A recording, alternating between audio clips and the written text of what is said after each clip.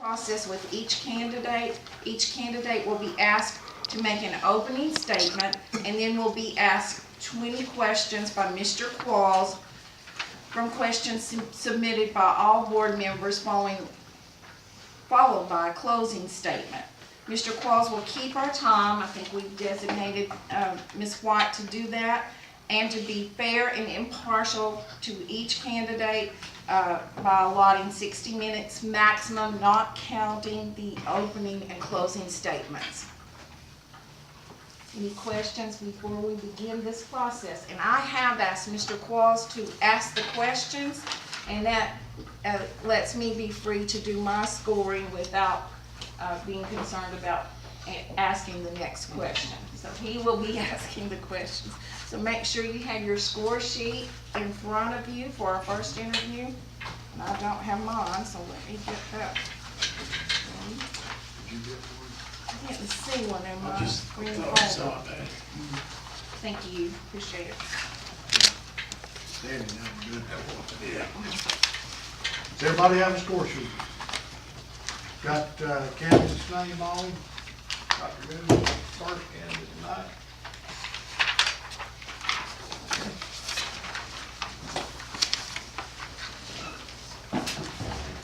Dr. Gouge, the seat is there. You have a copy of the questions that you're going to be asked this evening. When you finish tonight, please leave that copy there. That will be used for the next candidate. So please note your opening statement should be 2 or so minutes, and then we'll proceed into the interview itself, and you'll have an opportunity for closing statements. So the floor is yours. My name is Dr. William Gouge. The word Elihu is from the Bible, from the book of Job. It was my grandpa's name. He was raised over in Oliver Springs, the old Harriman Highway, just a little bit away from the Devaney School, or from the Devaney school, store, just right up from Dillis. And my mom was raised there, and I take pride in Elihu. Growing up, some kids would try to tease me about that, but I'm really proud of that name. I just want you to know that I have 32 years of educational experience with a passion for educational improvement. I have a great eye for detail, and I build positive and trusting relationships with associates. I'm able to identify educational needs based on data and implement interventions that are meaningful and relevant to improvement.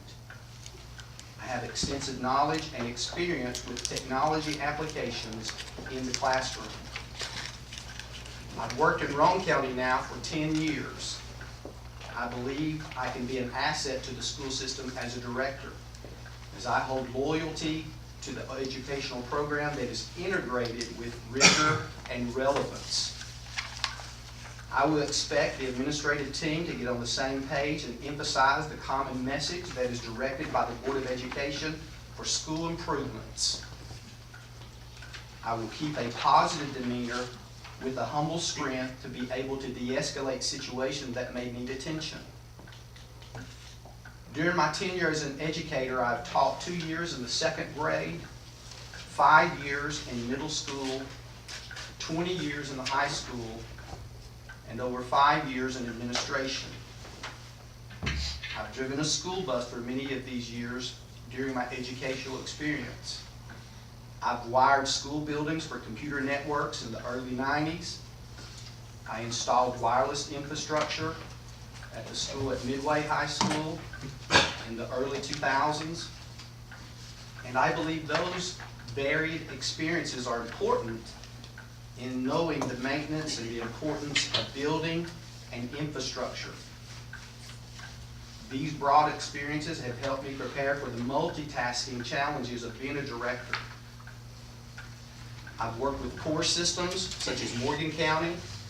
I've worked with systems that are wealthy compared to us, such as Maryville City and Oak Ridge City. In Roane County and Knox County are the ones that I've worked with that are about the middle of the road, maybe a little bit above that as far as funding is concerned. I've been able to enrich the curriculum with intervention programs that improve individual student mastery. With these improvements, the core academic classes have demonstrated gains and growth at most every school that I've been at, especially at the Knox County School at Cedar Bluff, where I was the technology supervisor, as well as at Maryville City.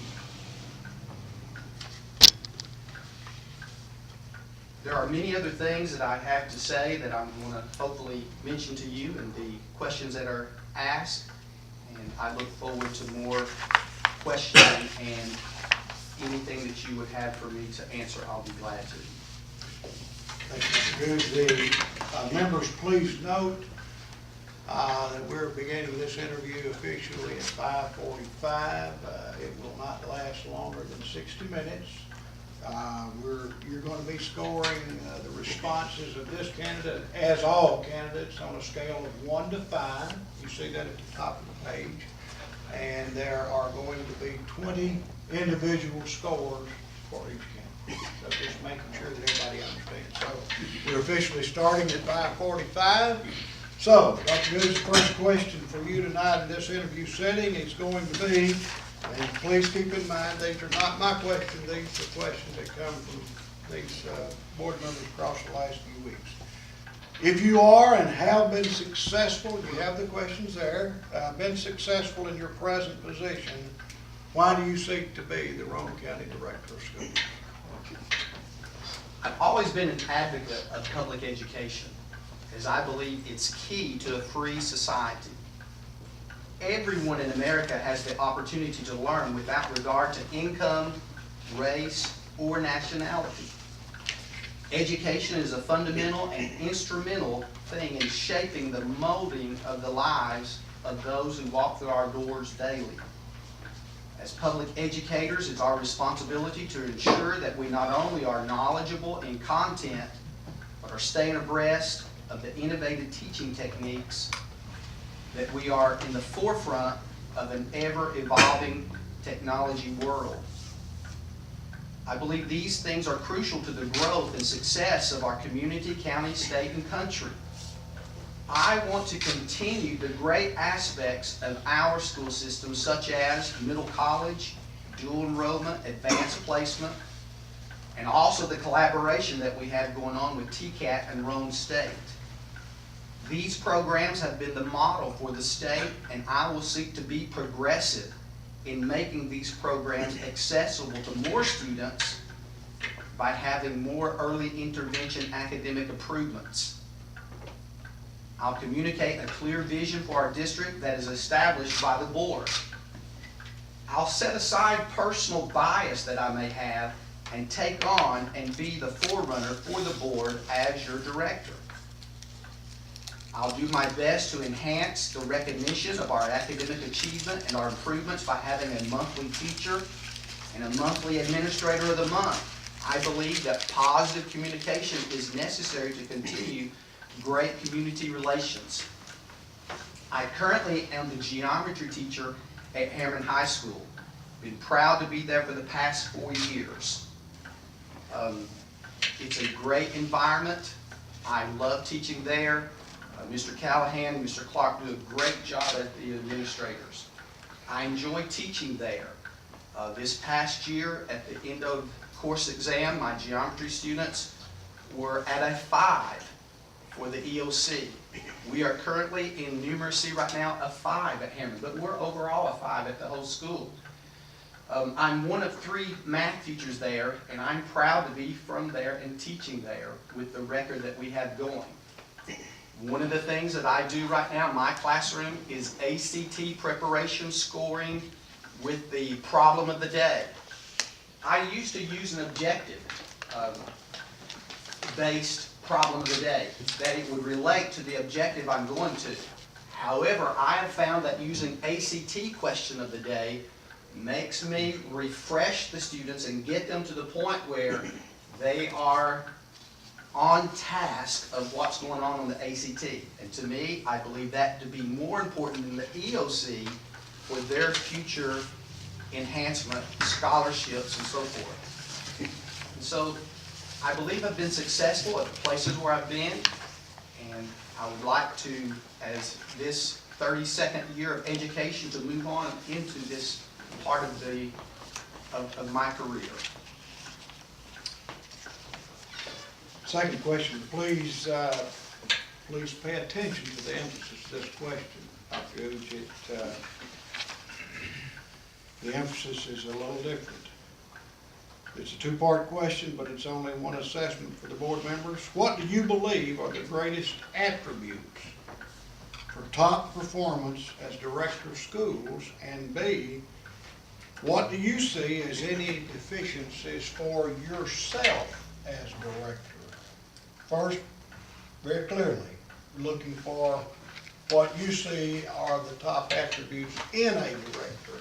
But secondly, any kind of deficiencies that you personally may have.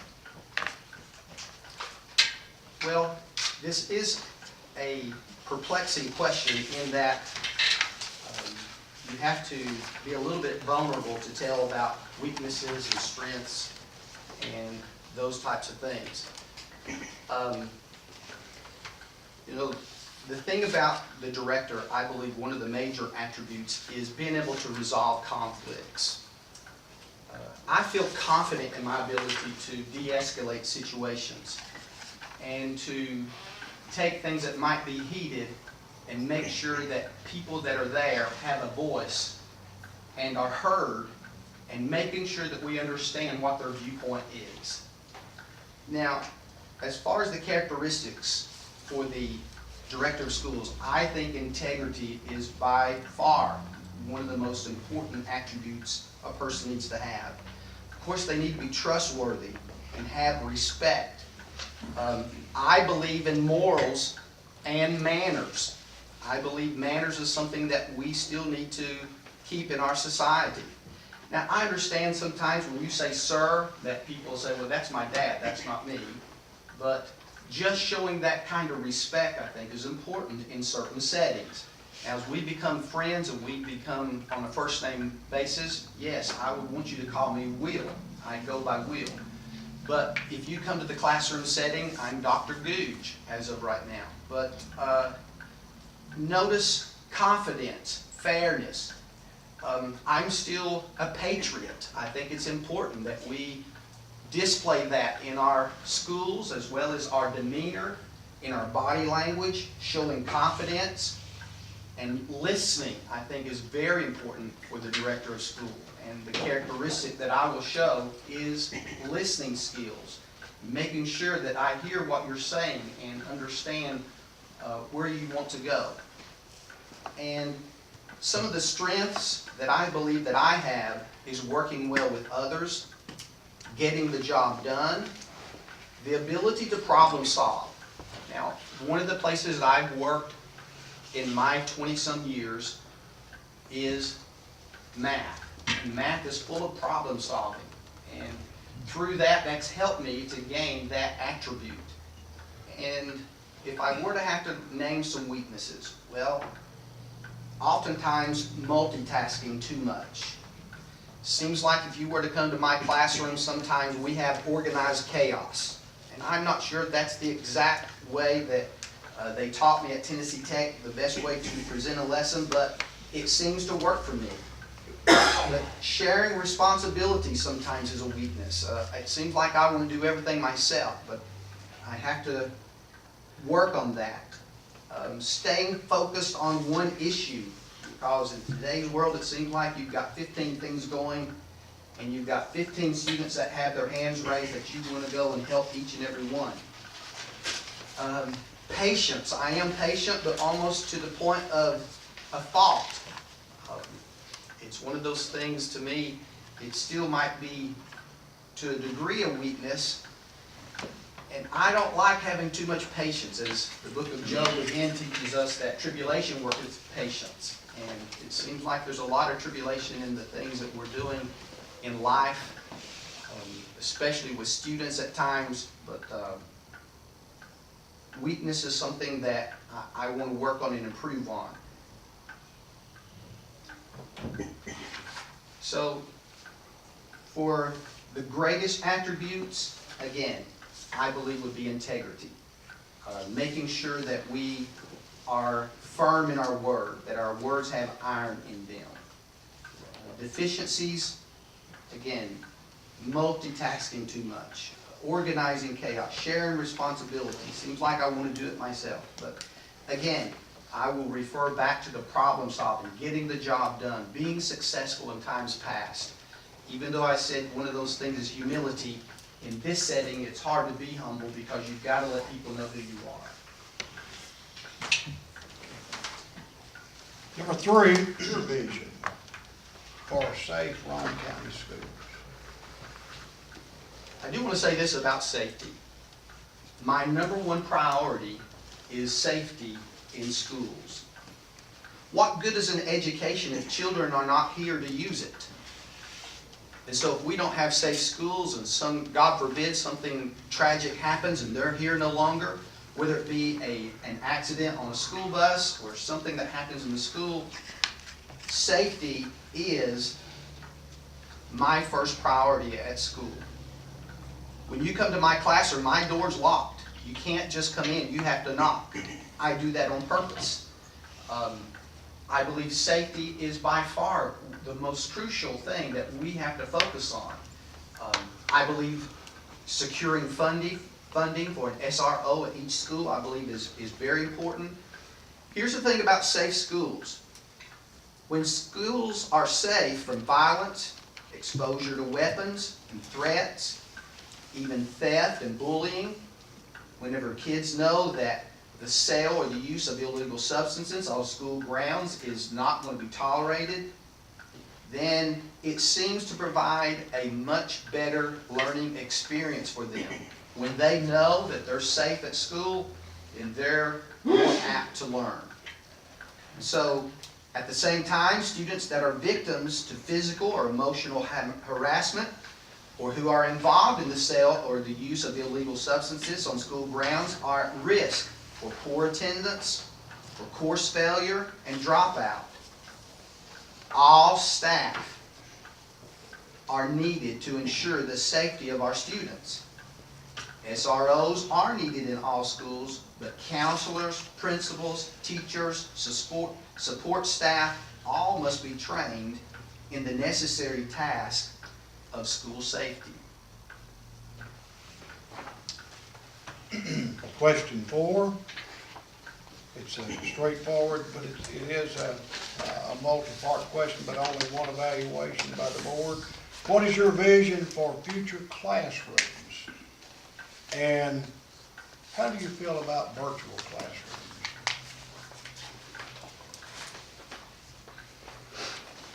Well, technology and computer science was my first love while at Tennessee Tech. While going through computer science, I always had that drive to make sure that I was certified to teach, to go into education as well. So when I got out of Tennessee Tech and started into the computer science field, I only worked at that for a little over a year. And the next thing you know, I was involved in the schools. But while involved in the schools, as I mentioned in my opening statement, I've always been involved in technology. Again, in the early 90s, to bring the wiring to Coalfield School, to make sure that we could do the networking while there. I didn't do this on my own. I went and found resources such as the Y12 plants, the K25s, the X10s, and asked for help because they had already networked their buildings, and so we needed help to make sure that we networked our buildings. The same when we did the wireless at Midway. All of these are very crucial, I believe, in helping us learn. Now here's the thing about the augmented reality. I'm not sure if you've seen the commercials for the glasses, and you can even use your phone in those, the virtual reality. I believe some of those can have an impact in our schools. For instance, we might not be able to take the students on a field trip to Europe. However, through the virtual glasses or through the augmented reality, we can actually take them there. We can load them up on an airplane. We can fly there. We can land, and we can see what importance or what significance the Battle of Normandy was. We can go to Italy and see all of the things that happen there, and to Africa. And there's just so many things that I believe that is applicable. In the science classroom, some of these virtual reality things, you can actually do experiments and see what happens when you mix these chemicals together without the risk of explosion. So there are some of these things that really have an application that we might be able to get into. However, right now we have our Promethean boards, we have our smart boards. All of these are good technologies. And so I think these are things that we need to move into gradually to make sure that our teachers are well trained, to make sure that they have application, that they have lessons ready, that they shouldn't just be learning on the fly, but that they should be well prepared as they go in to use some of this to be able to do lessons that are effective. And so 3D printers, I'm not sure if you are familiar with the little gadgets that kids, the little spinners that they play with. You know, I've seen students actually make those from a 3D printer. And so some of these things are right now, they're happening right now in our STEM classes and so forth. But, you know, I do believe that the virtual reality, the augmented reality, these are some things that can be applicable with the right training. On your sheet, question 5, goes without saying, but we say it anyway, communication is the key to success, whatever you're doing, particularly for a leader. The board would like for you to relate how and what methods you might use to communicate with the following groups. You'll be evaluating on each one of these specifically individually. First of all, with supervisors, principals, and central staff. Refer again to the how and what. For the supervisors and the principals, I believe the best communication would be face-to-face, as well as the central staff. So there are people that are here on a regular basis, and they're here on a daily basis. And so I believe face-to-face is the best method of communication. Of course, phone calls and emails are also very, I would say, dependable to document communication. But most of the communication that I would be doing with the central staff and the administrators and even the principals. Now the principals, again, it may require me to travel some, and I'm confident that we'll have a principals meeting on a monthly basis, but there needs to be more communication between the director and principals than just once a month. And so, again, I would utilize face-to-face, but again, email and phone calls is something that I would utilize when it comes to central staff as well as principals and administrators. May I continue on with the B part, with the board members? All right, with the board members, again, it's a face-to-face type of thing, but again, that's only a few times a month that we get together and communicate through board meetings, through work sessions, and so forth. And so there is some face-to-face, and there would be some phone calls, but I believe emails would also, and of course text messages is an effective way as well. So all of these types of communication is something that I would want to make sure that all of us communicate well with. I'm not sure if you're familiar with Remind, but there is a Remind app that is used between teachers and students. It's even used between bus drivers and the bus garage. You know, those are some things that we could look at so that you could get alerts quicker as far as, you know, if there's something happening with sickness or if there's something happening with days out, so that it doesn't, you don't have to hear it and it trickle down. With the Remind app, a lot of times those things come to everybody instantaneously and you get it at the same time. So there are some apps that would be, we would be able to use. Now as we continue on to the community, again, there's where we get into the internet and using our website. You know, making sure our website is up to date, making sure that we are getting the material out to the parents, whether it be the school calendar, school events. We need to make sure that our digital footprint is what we want. And I believe it's also important to have more than just one person putting those messages out. In other words, I do believe there needs to be an order as far as a supervisor and then someone else underneath them, but there ought to be more than just one person that knows how to do it.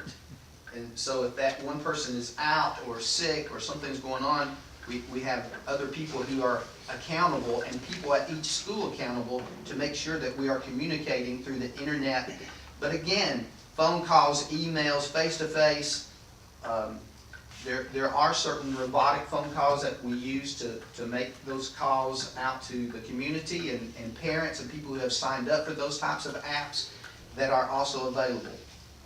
And so there are some other things that we can use as a school system, such as the Instagram, the Twitter, and the Facebook. I think all of these are necessary platforms to make sure that we're putting out a professional message, to make sure that we have the people in charge putting out a message that we have agreed on, that it's not somebody just going out on their own, but if it's our official school website, here's our message and here's what we want to portray. So the communication to the community is vital and important. They need to be informed, and the more platforms that we use, such as the internet, all the different apps, the social media, I believe it to be a good thing when it comes to communicating with the community. Just FYI, you're at 20 minutes and you're about a third of the way through, so you're pretty close on your time. Just keep that in mind. Number 6, how would you involve board members on school business? And would it be important as a director if you use standing committees to vet issues which would impact board business? The board members are a collective body and make policy that I will execute. Individual counsel to the director from board members is something that I believe also to be important, especially you being a representative of your community. And so I believe as a board member, you know certain things about your community, about your school, that I as a director may not know. And so having that insight, I believe, is important. And so as we work in committees and as we work as a group, then I believe it to be very important that everyone have a voice. There's something about having advice and counselors. Somebody's got to make the final decision. So as the school board, you come together and you make a decision, I'm going to be the spearhead that's going to make sure that's carried out. And I appreciate the opportunity to do that. But I also believe it's very valuable to know what your voice is, to know what your view is, especially from your community, and how you feel about circumstances and what you feel the heartbeat is in your community. And it's crucial to have that kind of information. Because the same thing that's going on at Midway may not be happening in Rockwood. The same thing that's going on in Oliver Springs may not be happening in Harriman. And in Kingston, it's not the same thing as what's going on in other outlying areas. And so it's good to have people from the community to give their input. Question 7, which is the last on your front page there. If you would note, it is a 3-part question that you'll be evaluated on, and it's all under the general area of director flexibility. How flexible are you and can you be as director as you deal with first?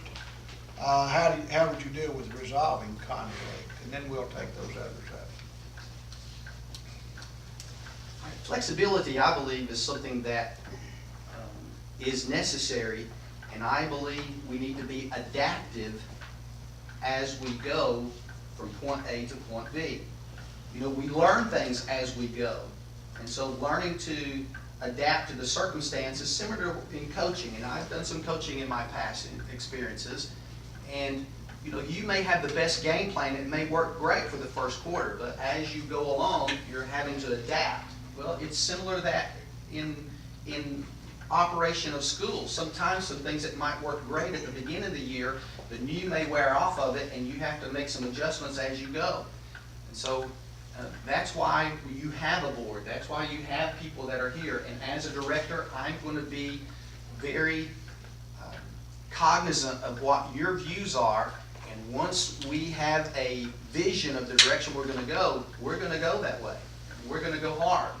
And again, I said that I'll put my bias. Now, if you ask me, now, Dr. Gouge, as a 32-year veteran of teaching, what's your view on this area? I'll tell you my view on it. And I'll be very candid and very open about it.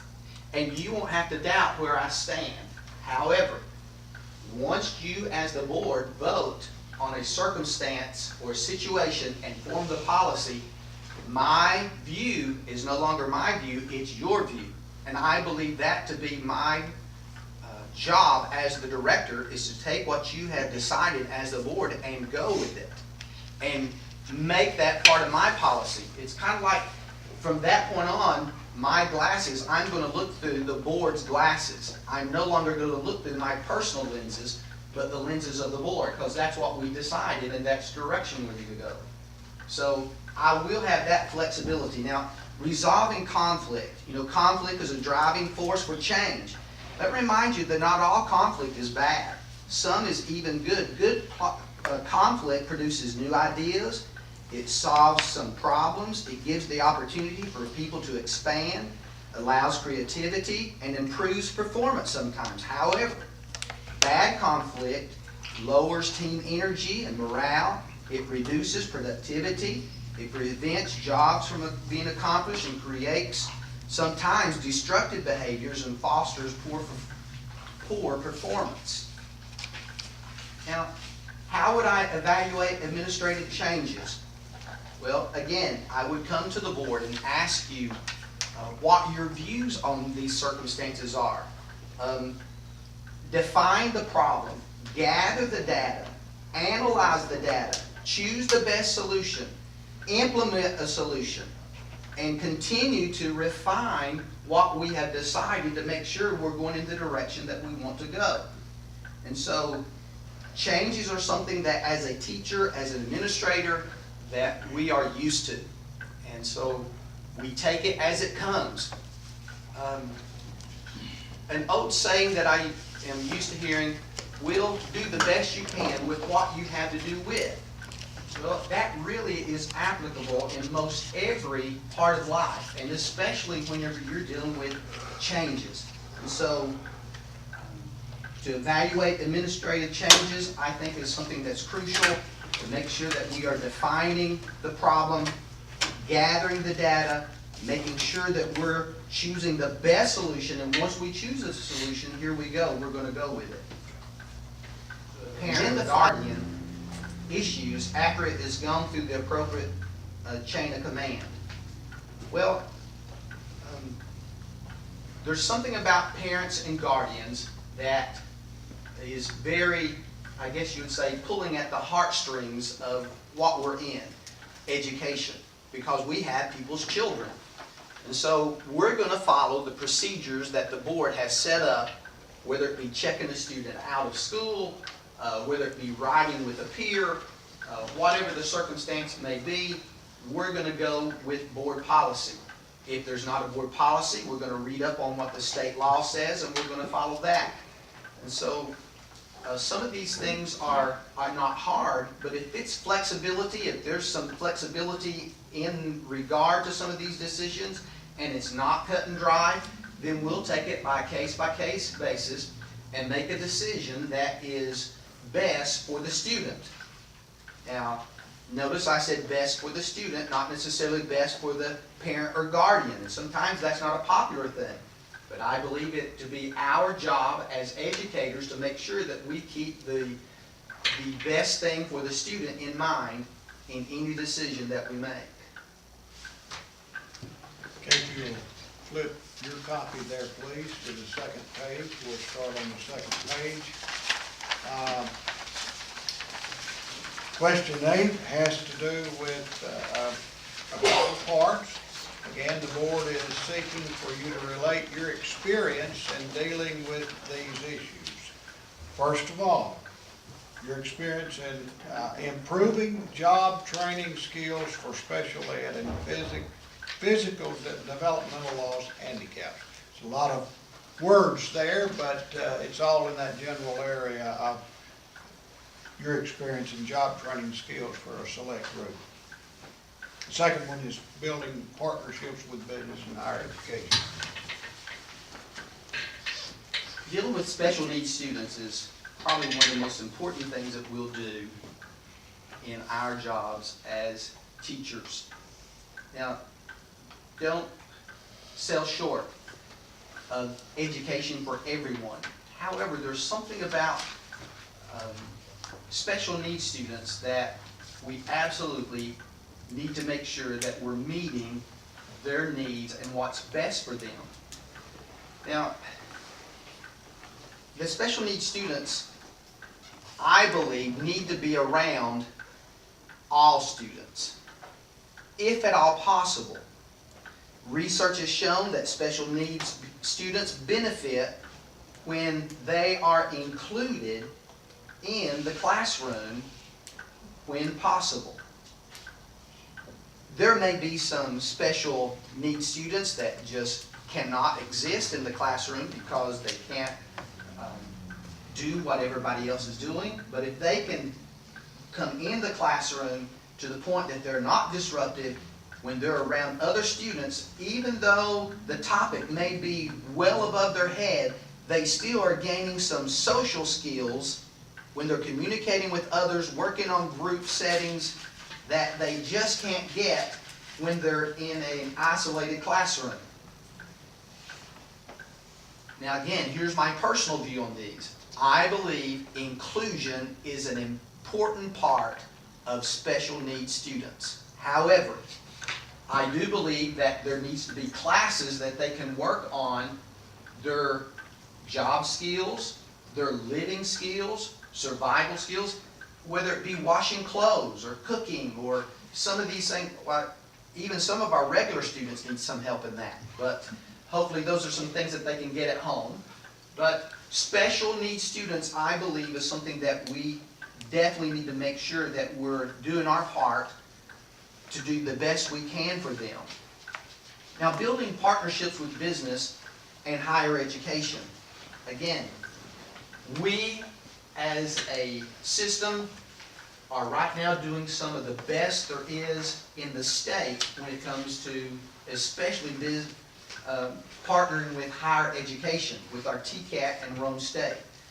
These are significant things that we're doing at almost every school. We have a STEM class, or we have a math class from Roane State being dual enrollment, or we have students going to Roane State in the dual college, the middle college. And these are spectacular programs, but getting businesses involved. While working with the Oak Ridge system, we actually made an electric motorcycle in class. I called several businesses around the community, and they would contribute up to $500, $1,000.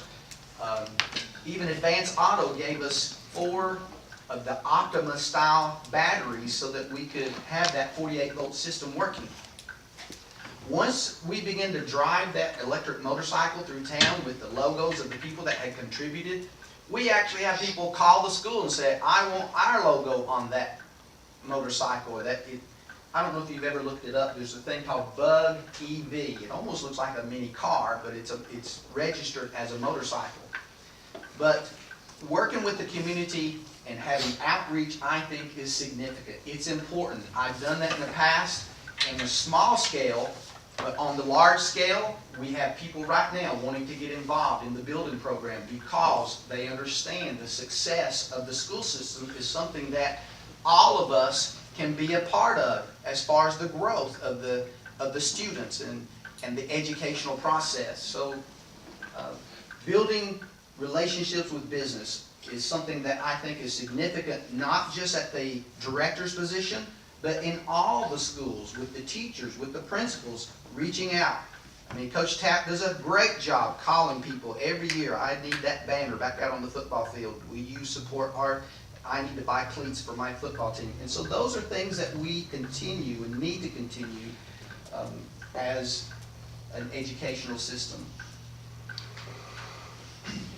Question 9 is under a broad category. There's 3 specifics that the board would like for you to address under the broad category of instructional leadership. Let's take these one at a time, and you answer this first one, please. How important is it for students' ability to read on 3rd grade level when they are in the 3rd grade? A national survey and study has shown that students who do not read proficiently by the 3rd grade are 4 times more likely to leave high school without a diploma than proficient readers. And poverty compounds the problem. Students who have lived in poverty are 3 times more likely to drop out or fail to graduate on time more than their peers. I personally have a reading degree that goes from pre-K all the way to 12. And I have worked with teachers. I have worked with people from the universities that have implemented these styles of interventions to help improvement to get the students where they need to be at the grade that they're in. Reading level is important, one of the most crucial. It's even more important to math than, because if they can't read, they sure can't do the math word problems. So reading on grade level is essential and one of our most important tasks that we have as educators. Section B there under instructional leadership would be, how can Roane County improve the graduation rate? Well, that's a good question. The graduation rate for Roane County is one of the best that we've ever had at 95% right now. Is there a way to improve on that? Probably, especially with the students that are at MEC, trying to make sure that we get them there and get them to a position of hope, helping them to visualize themselves in a positive future. If you look at even our diagrams over here on the wall, we can see that over here, the graduation rate right back here at MEC, 70-some%. So it's taken the hit for Roane County, even though if you average them, we're still at 95% as a county. And so usually those are students that have some sort of behavior issue. And so working with them, working with TCAT to help them to get to the point where they can do something with their hands. These are all important things for them. And I'm not above applying for grants to have more counselors to come in and talk with them. There are federal grants that are available that you can have counselors come in and see if there's some sort of a drug problem or some sort of a problem at home to help them to get to the point where they're motivated to continue on. Okay, the last part of that question is a personal observation on your part under instructional leadership. What is your comfort level? 1 being least, 5 greatest, where you see yourself as an instructional leader. Board's asking you to rate yourself. Well, again, the state of Tennessee has rated us currently as a 5 in numeracy as well as in geometry EOC. That was our current score this past year.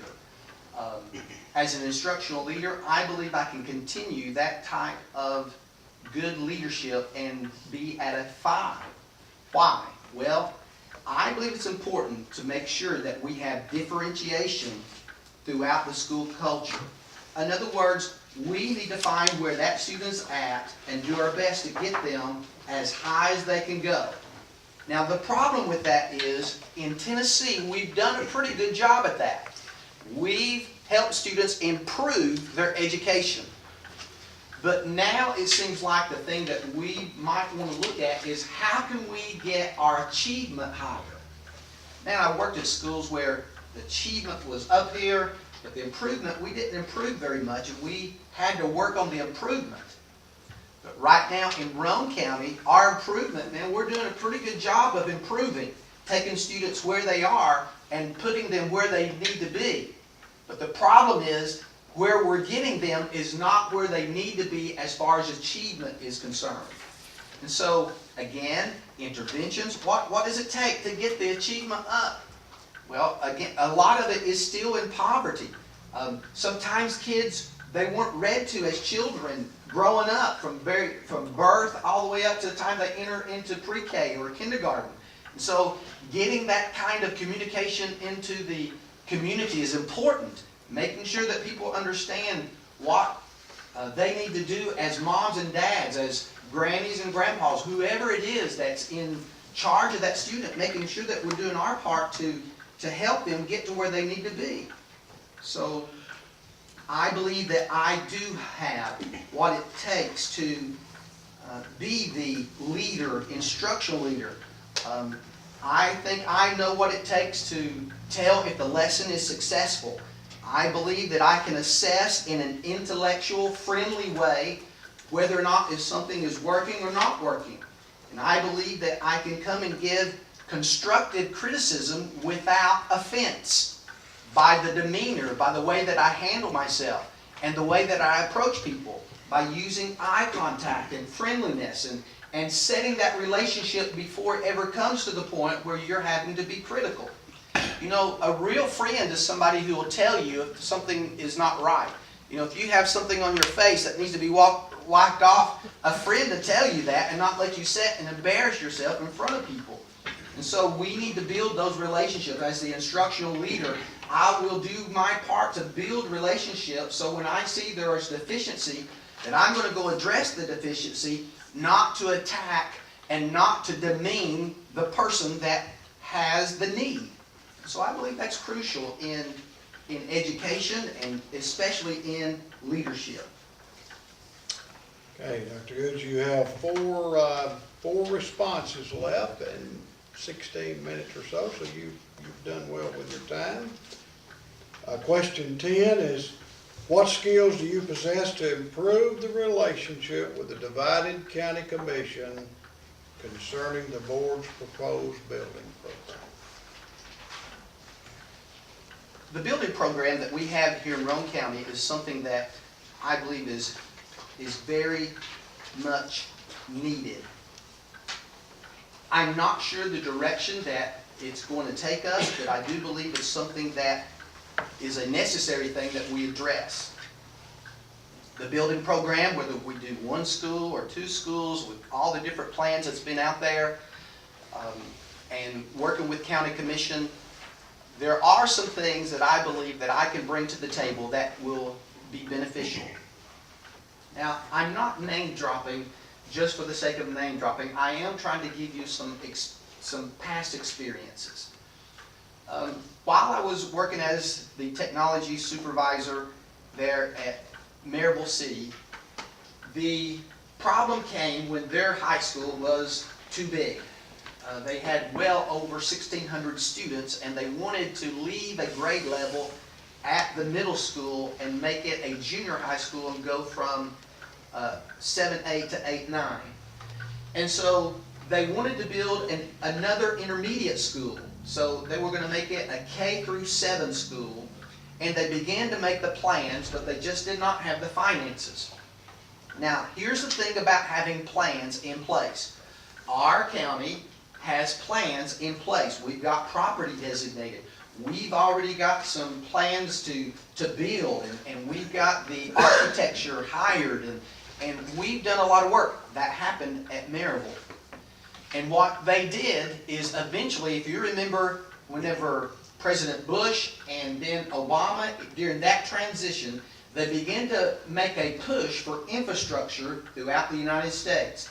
And anybody who had plans already in progress was able to apply for those grants, and they received it there at the Coulter Grove Intermediate School. And so now they have 2 intermediate schools there at Maryville City. And so now I was not the one to apply for that, but I was an administrator that kind of thing was talked about and saw that occur while I was there. And so it's these types of things that we can push for, that we can apply for federal grants. I will say this, that most research that I've done, they're pushing for community schools at the federal level as of right now.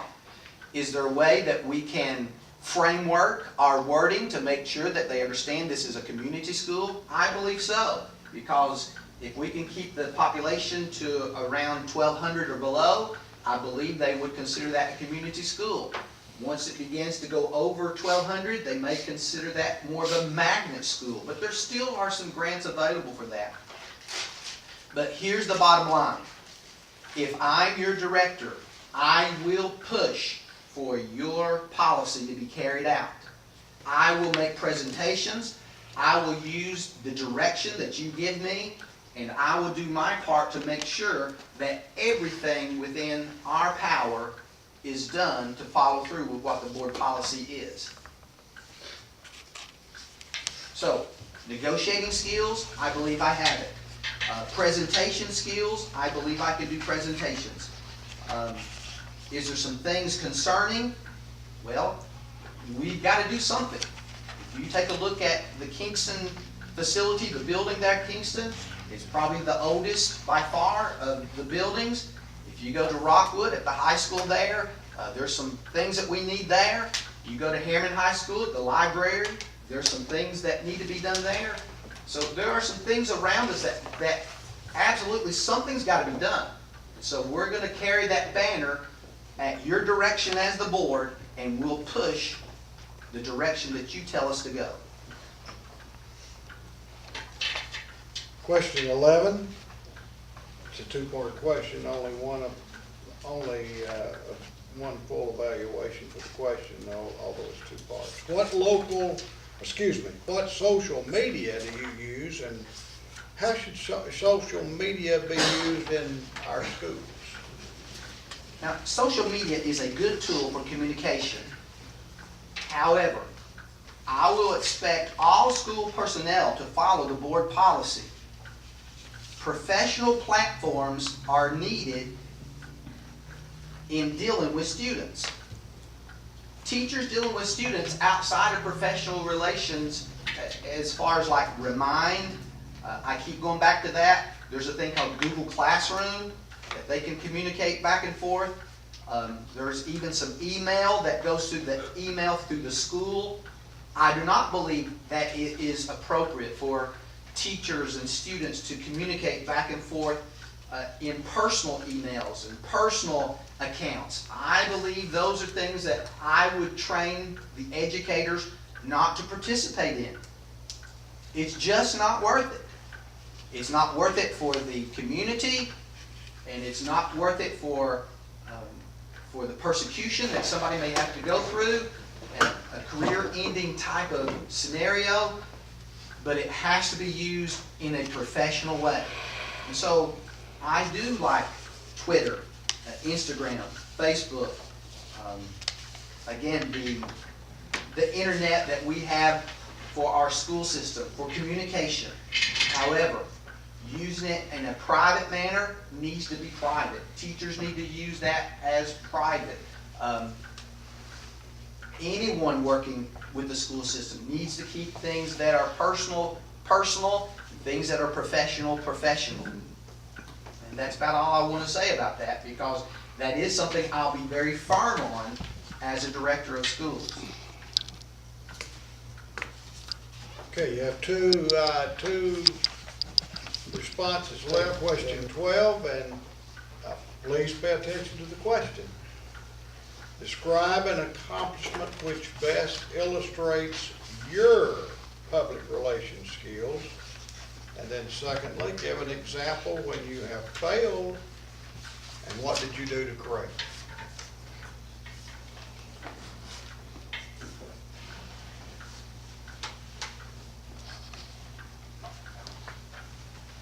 Well, the accomplishment part,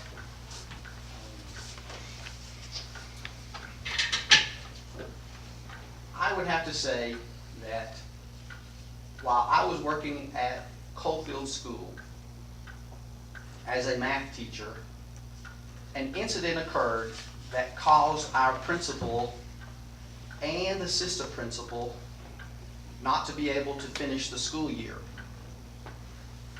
there was a student actually attacked the principal, and he fell to the ground, hit his shoulder, separating his shoulder. He had to have surgery to replace it.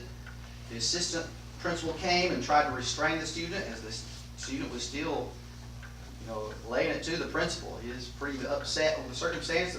The assistant principal tried to restrain him. The kid flipped the assistant principal, and he wound up busting his kneecap on the floor.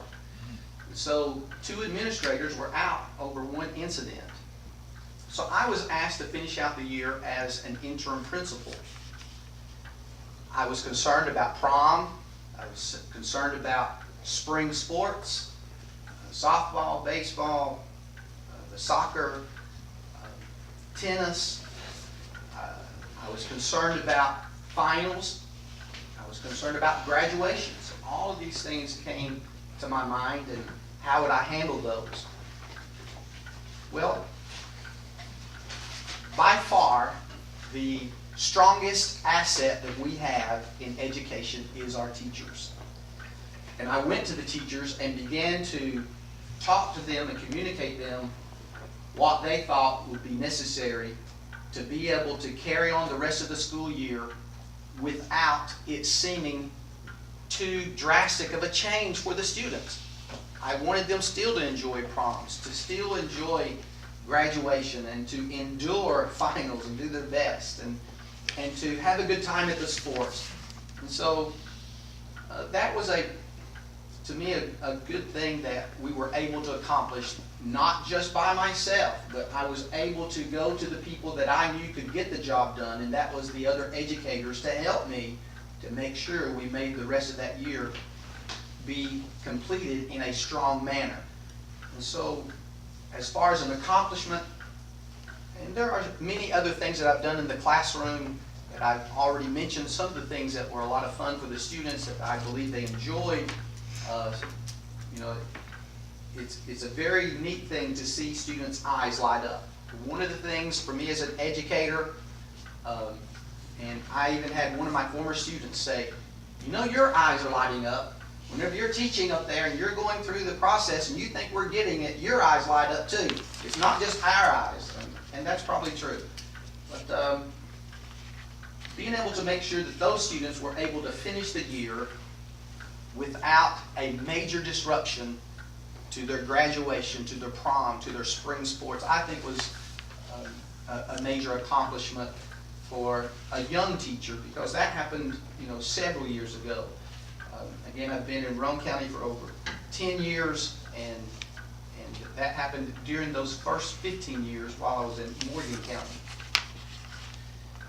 And then as you continue on, give an example where you may have failed, and what did you do to correct it? Well, I don't know if there's just one example of those. It seems like failure is something that we face on a daily basis, but do we just stop at that, or do we get up and keep going and persevering?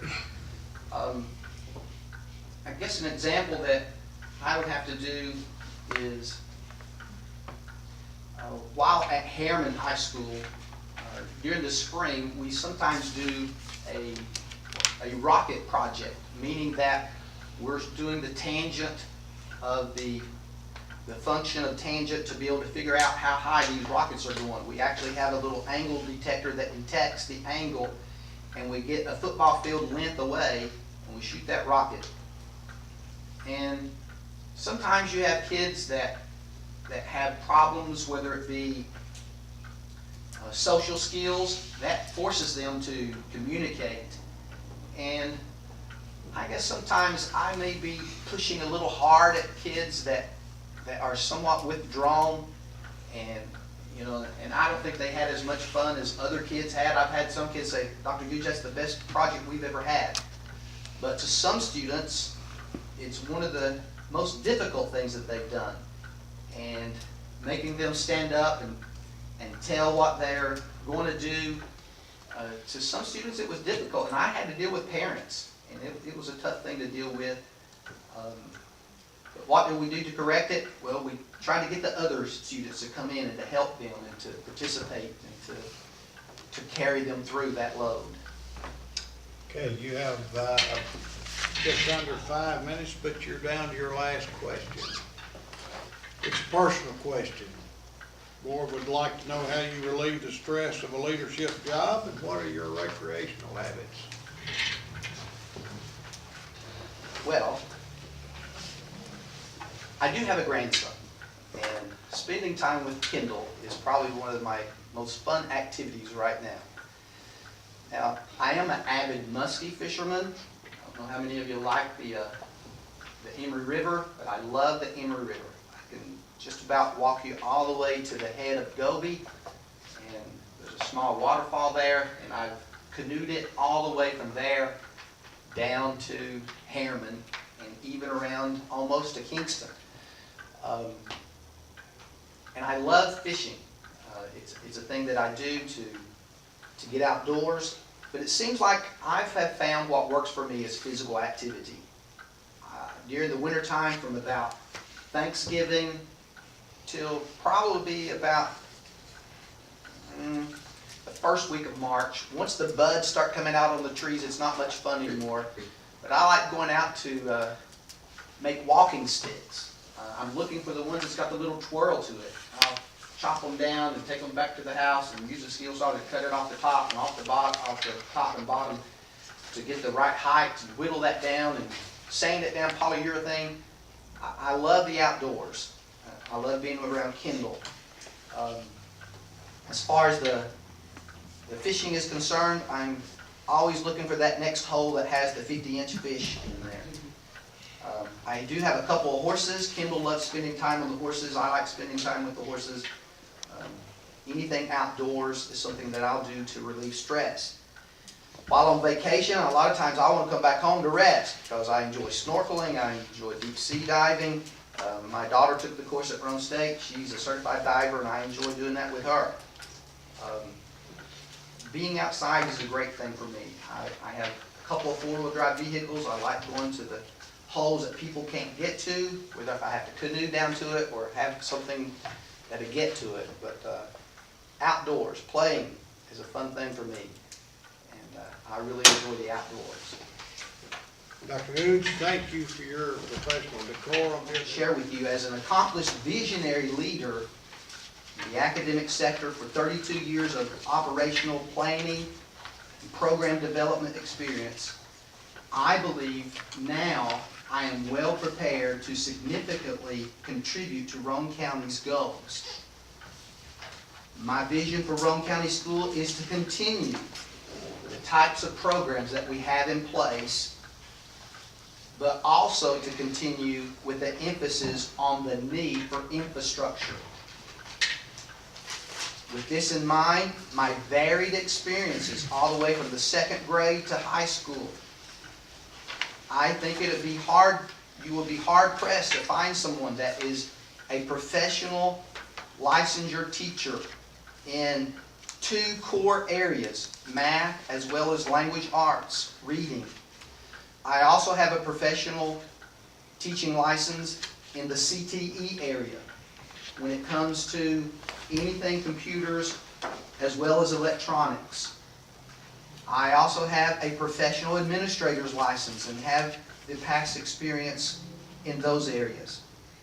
With this in mind, I'm confident that I am an equipped leader ready to lead Roane County.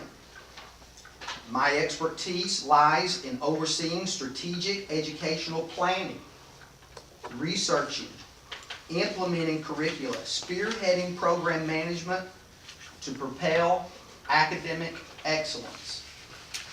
From conceptualizing to establishing forward-thinking programs to driving grant development and community outreach initiatives, I believe I can excel in propelling the goals and the achievements that this board is looking for.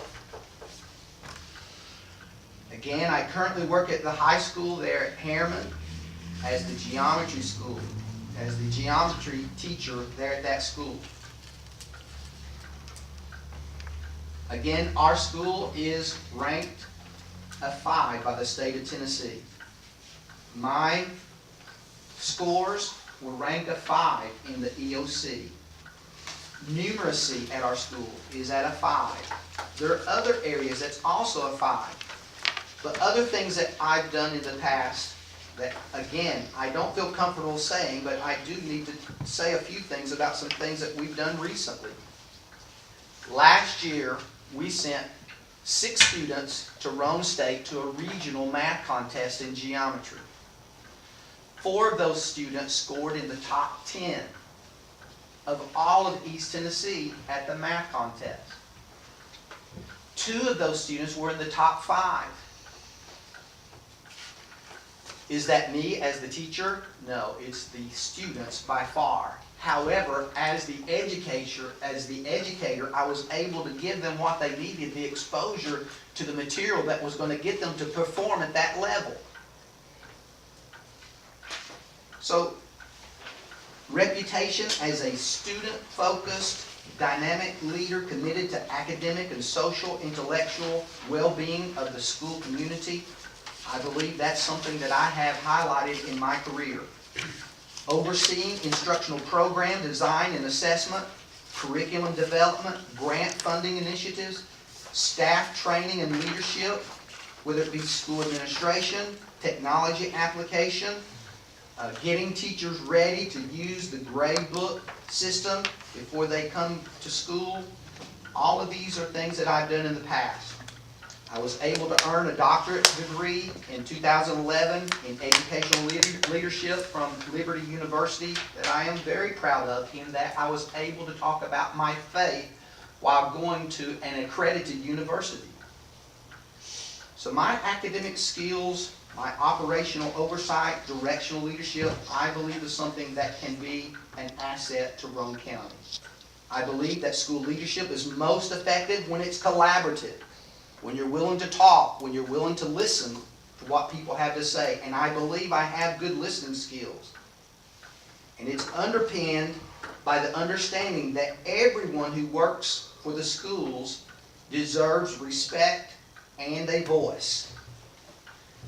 The chance to offer more insight to my qualifications would be most welcome. Again, thank you for the opportunity to be considered for the director of school position. More students on their virtual high school than their entire district. They're getting a lot of them from Wisconsin coming over. I do believe my community college, we could not have survived at Motlow State in Tennessee without a hybrid where you have, you meet once in person and then twice online.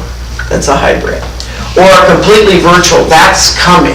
So I think we have to be ready. Flip classrooms are coming, where I'm going to record my lecture and you go on whatever LMS system that you use here, D2L or Blackboard, and you watch my lecture, but as a teacher, I've been in the classroom to help you with the homework.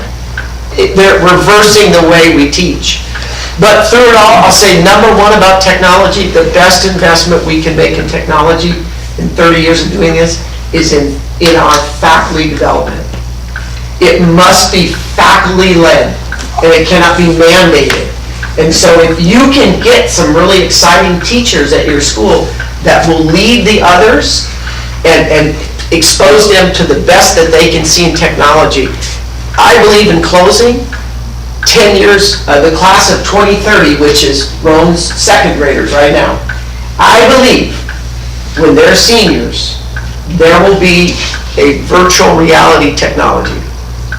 Facebook has already bought them out. It's the gamers put those goggles on, and I think you're going to have teaching in a virtual world, virtual reality world. And you'll be able to micro-target your strategies. So if the kids don't understand fractions, they're going to be micro-targeted to that. It'll help our teachers. Now, I know that sounds like the Jetsons, but it's coming. And I'm kind of a traditionalist, but I've had to learn.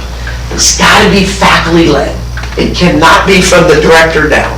I've learned that.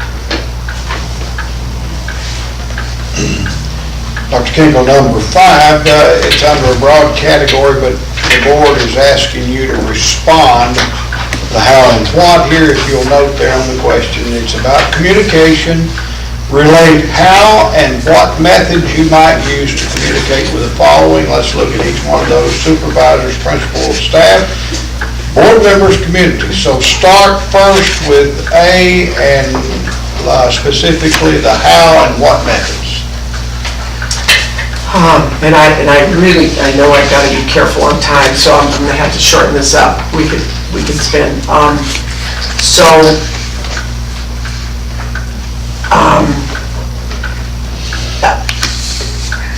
with principals, supervisors, central staff, I believe that they have to know that you've taken the time to know what they do best. And it's the same way I did with my players. You want the person with the ball on the free throw line who's the best free throw shooter when the game's on the line. I think you have to spend the time to get to know your teachers and your fellow administrators. Tony was really nice out here. We had a wonderful conversation. I was asking him a lot of questions.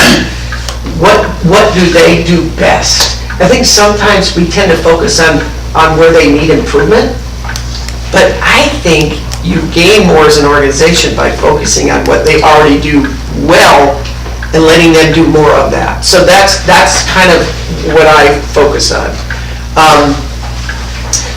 With board members, and I've been blessed with truly wonderful board members. And again, I'm going to keep coming back to the 4 principles I have in my relationship with boards. I want to focus on why were we created, which also means we probably should know what we shouldn't be doing, which is hard sometimes. I want to focus on what it is that you want accomplished. What hill do you want us to take? We'll take that hill, but we need to know exactly what it is that you want accomplished. What is it that we stand for? I was reading through your website, and I'm really pleased to see all of the work you're doing in the CTE side, where I think the jobs are going to be in the future. That, to me, that said, this is what Roane County stands for.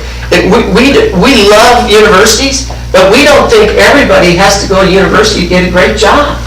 There are great jobs in the technical fields. To me, that told me what you stood for. And then where do you want to end up? What does success look like? That's where I see presidents and directors of education. That's where things can come apart if you're not very clear on exactly what success looks like. So, and then community, I've been blessed. As a senator, I represented 80,000 people, 16 school districts, 4 universities, 130 townships. We have township government in Minnesota, 13 municipalities.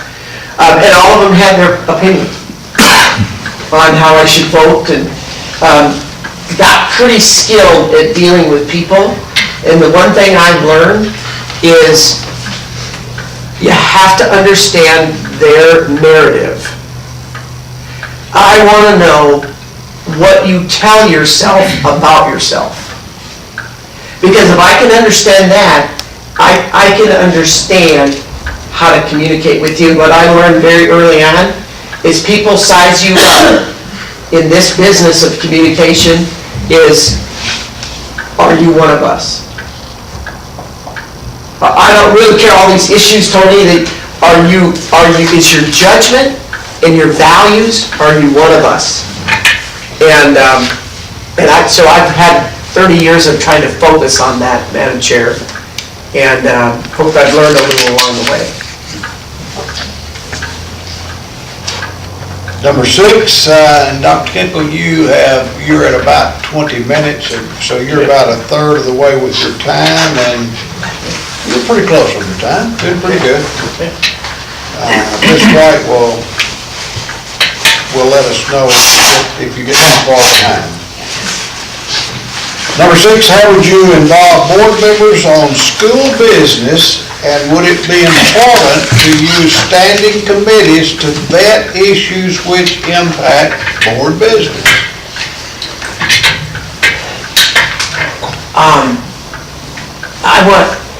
I want to make sure that I think you have to understand the culture of the board, the history of the board. So I don't know if you use committees now or not. So I don't want to ever presume to say what you ought to do. I'd just like to speak on what's worked for me and my boards of the past. We have used committees quite effectively. Of course, we have a budget committee, which met more than any other. We did. I've had a lot of corporate boards that I've worked for, and those corporate guys and women always want P&Ls. So as an educator, I had to learn P&L statements for schools, and which is profit and loss. So that was interesting. So budget committee, a discipline ethics committee, I think is important, particularly with the complexities now of discipline with students, with social media and all of those things that our administrators are grappling with. And I wrote my doctoral dissertation, by the way, on effective boards of education. And one of the things I found about the most effective boards in the country is they did one other thing with committees. And I'd like to just have you think about this. They called this committee the 21st Century Committee. And all that committee did is say, in 2030, when our second graders are graduating, what will Roane County look like and what will our school look like? And so that committee only focused on that far in the future. And it was a powerful, powerful thing. So I like committees. They work for me. Not every board I've worked for has had them. How do you involve board members? Well, we're partners. I've never had a situation, so that's almost a foreign question to me, because I've never been in a situation where it was separate. We were partners, and so we're constantly on the phone together. Now, I'm trying to remember the Tennessee open meeting law, and obviously you've got to be aware of that, but I'm constantly probing my board on this big debate about allowing online teaching. I'm visiting with all 10 board members. Where are you at on this? And what about this? And I heard this about that. So there's never any surprises. And I also respect differences of opinion. The other thing I learned in my dissertation is the number one attribute to an effective board as far as operations is a diverse set of perspectives. And I think you need that. I think you need a business person. I think you need retired teachers. I think you need political leaders. I believe one of you is a mayor, if I read that right. I think you need a diverse set of perspectives, which means you're not always going to agree. And I think that's healthy. I think that debate is healthy if we have a culture where we don't take it personally. And so that's how I've interacted with my boards. It's worked well, and I think it would work well here. Dr. Kinkel, this is the last question on that first page, is question 7. It's under the general heading of director flexibility. As it would relate to these 3 components, having conflict. B, how would you evaluate administrative changes? And C, how would you respond to parent-guardian issues after it's gone through the appropriate chain of command? Let's start at the top there with A first, and under the general heading of director flexibility.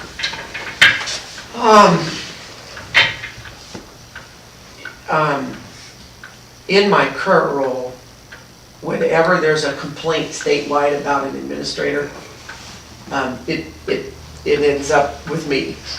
And so just today, I'm able to work remotely, and took 3 more complaints today about 2 different superintendents and a principal, all day long. And so you develop, I wish I could bring all of you and sit you in my office when this happens, because it's a skill set that is effective. First thing I do is I want to make sure that the parent, and it's almost always a parent, sometimes it's a teacher, sometimes it's the media calling, but I want to make sure that I establish that I'm their partner, that I'm going to do everything I can. And when I was a president, when I was a dean, when I worked for kids, I'm going to do everything I can to help you and your child, because I know it's the most precious thing in the world to you. And you just have to trust me. If it's legal, and if it doesn't violate board policy, doesn't violate state law, I'm your partner. I'm going to do everything I can to help. I only ask one thing in exchange for that, and that is I want to be completely honest with you. And I'm not going to tell you maybe what you want to hear. I'm going to tell you the truth as I see it.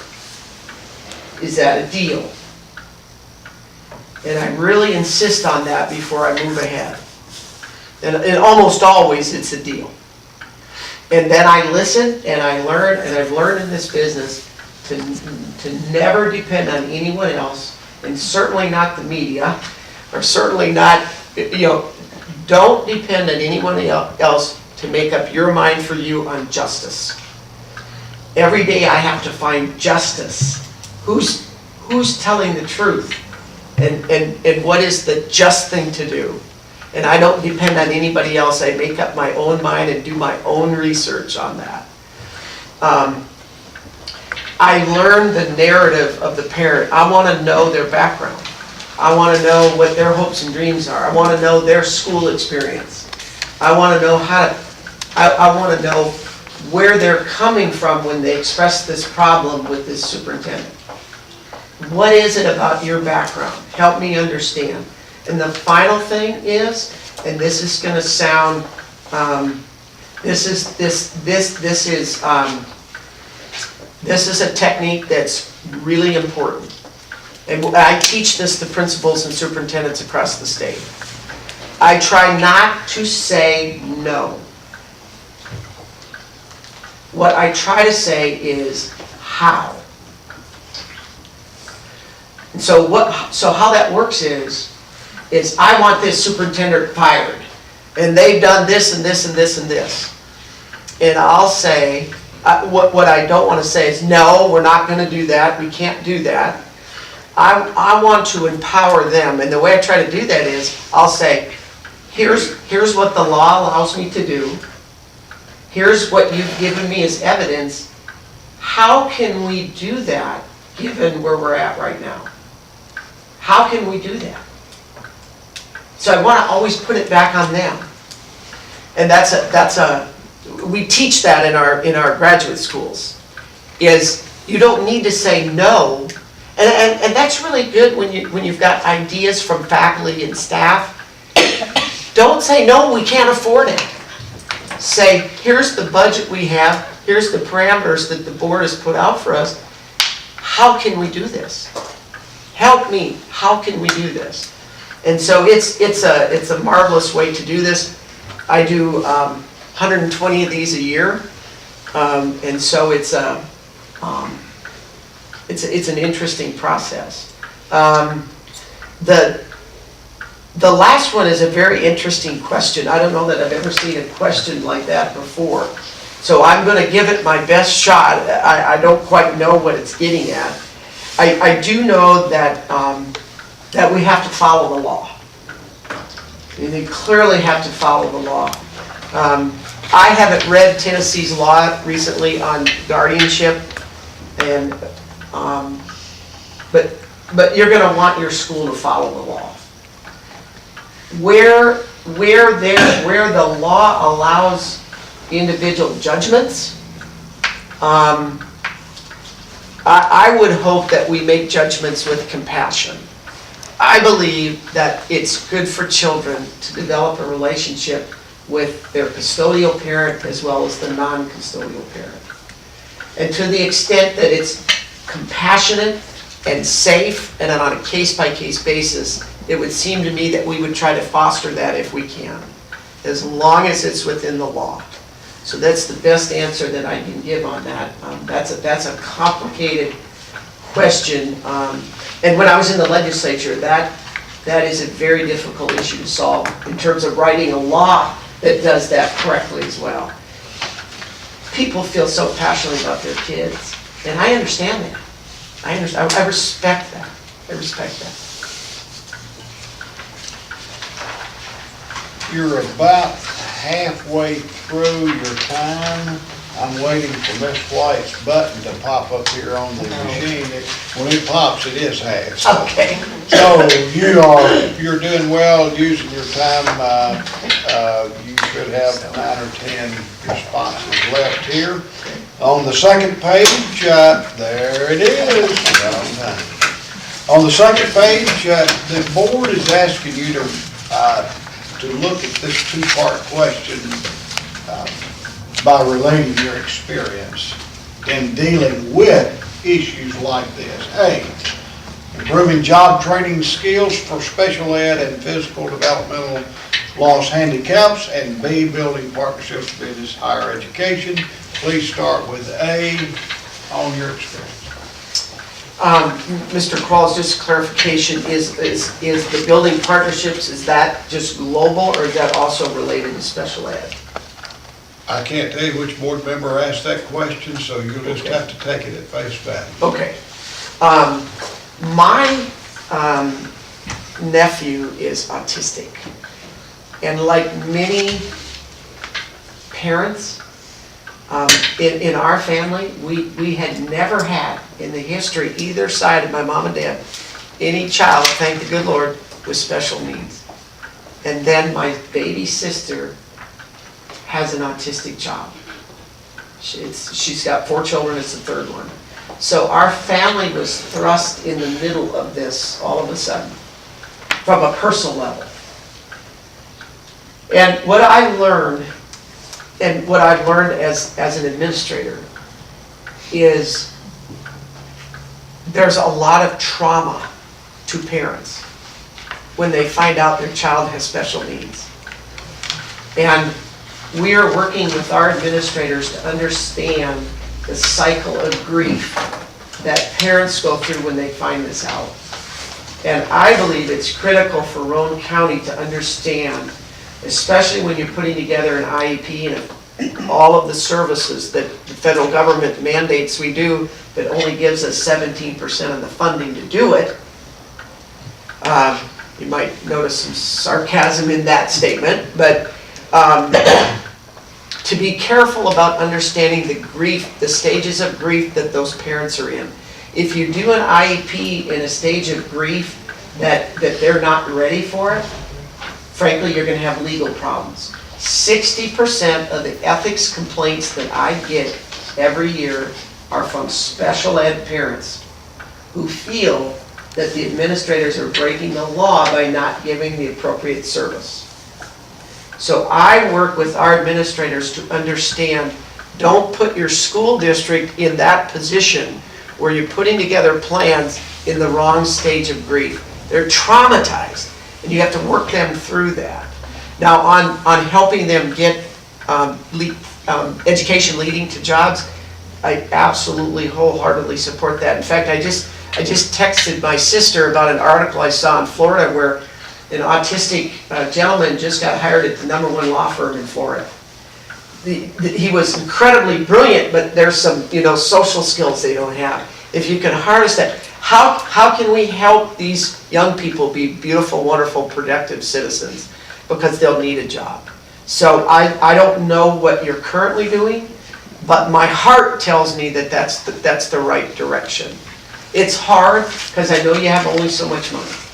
I know it's hard because you have to make tough choices between special ed services and other things that other parents think are important. I understand it's hard, but I think it's the right thing to do, in my opinion. I'm going to answer the partnerships with business and higher ed, not just special ed, but global. I'd like to suggest is, this is a strength of mine. I understand higher education. I think I know where the United States economy is moving. 45% of all jobs right now are being studied to be automated. We're moving to an automated artificial intelligence economy. And how Roane County responds to that, and Tennessee responds to that, is going to shape our future. Now, I worked with Warren County schools. By the way, our closest site was Sparta. That's as far as my college came over this way. We worked with Warren County schools, Rutherford County schools. We saw the future. There it's advanced manufacturing. Tennessee builds more cars now than Detroit. And so our high schools, our school districts, and my community college got out in front on that, and we put in a world-class mechatronics program, which is Siemens certified, in the high school in Rutherford County, in 2 different high schools. We jointly hired faculty to do that. And you matriculate right in, you're in the high school. In fact, you don't even really notice you're graduating, which is sort of really kind of bizarre. If you're in that program, you sort of go right into the college program. Graduation's just a sideline to that. We went to Warren County. If you drive to McMinnville right now, we just built the Advanced Robotics Training Center, which is a partnership with Warren County Schools, the TCAT in McMinnville, and our college. Because the future in advanced manufacturing will be robots. The guy at Nissan down in, I don't know if you've been to that Nissan plant in Franklin. 1,500 workers on the floor in the shop. The head guy took me out there and he said, Dr. Kinkel, I want you to look at this shop floor, 1,500 workers. He says, in 10 years, there'll only be 1/3 of them left. 2/3, we're going to automate, and robots to be able to do that 7 days a week. Don't have to pay workers' comp. You don't have to pay unemployment insurance. They occasionally break down. So what are we going to need? We're going to need people from Roane County to fix those robots and to create those robots. So I think the only way to do that is the three-legged stool. Government. Governor Haslam gave us $5 million to build that in McMinnville. Government, education, business. All of the advanced manufacturing companies within a 30-mile radius all contributed to that center. I believe, I'll just tell you, if you don't remember anything about my candidacy, it is, I'm going to do everything I can to position Roane County kids to be competitive in that new economy so that they can make a decent living and take care of their family. And I believe we got to guess right. It's hard to guess the future. But I believe with all my heart, with what I see from industry, is that we're moving in that direction. So, give you one other example of a partnership. In Kansas, I was in had the largest school district in Kansas, Wichita. We were located in the largest aerospace center in the United States. Boeing, Spirit Aerosystems, Learjet, Hawker Beechcraft, they're all located in Wichita. We put together a joint program with industry, the school district, and our technical college. And we put 10 training programs together where you did half of it in high school and you matriculated right into the tech college. Governor, at that time, the governor passed Senate Bill 155, which gave free tuition for all those kids in technical programs. We went from 89 kids in dual enrollment in that to 2,000 in 2 years. We scaled it up. Part of that doubling down on good fortune that I talked about. So I think that's the future. I think those partnerships are the future.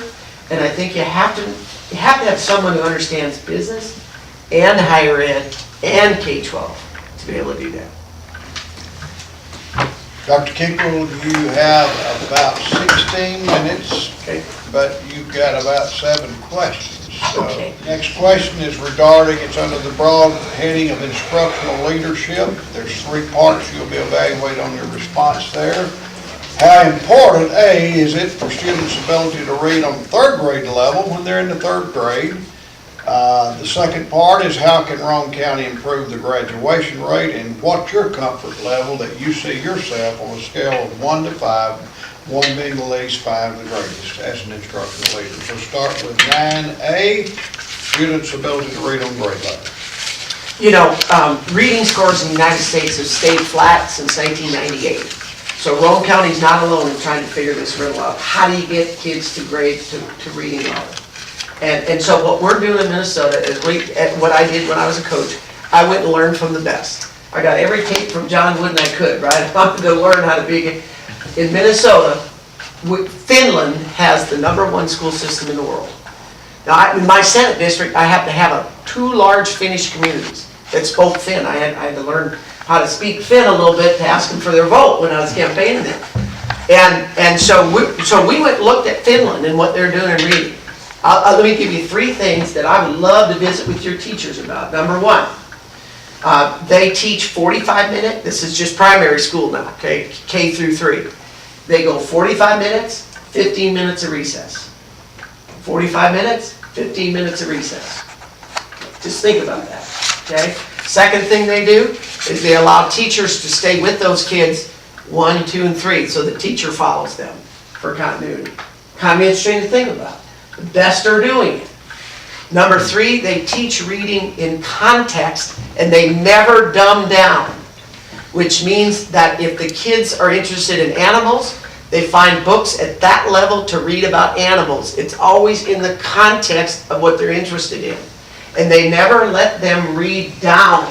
If you're in 2nd grade, you read at 2nd grade books and you work your way up. I've seen this happen. Do not dumb down. I do think they ought to read at 3rd grade level. So, interesting things to think about with our teachers. They've got to lead it. But I want to ask those questions. I want to learn from the best. Let's learn from the best. Very quickly, I'm sorry to go so fast. Graduation rates. You're pretty good. I read your report card. I mean, you're pretty good. Now, how do you go from an A- to an A is what you're sort of asking. I mean, and that's tough. That's tough. 2 things I'd like to suggest. One is make the courses relevant.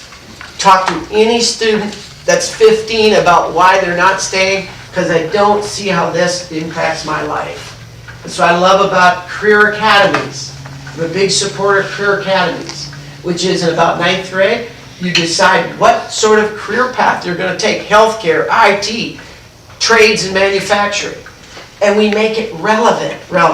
The other thing is, I just say, and I'm going to sound old-fashioned here, but when I went to school, my dad told me 2 things. He said, Tony, I want you to do your best.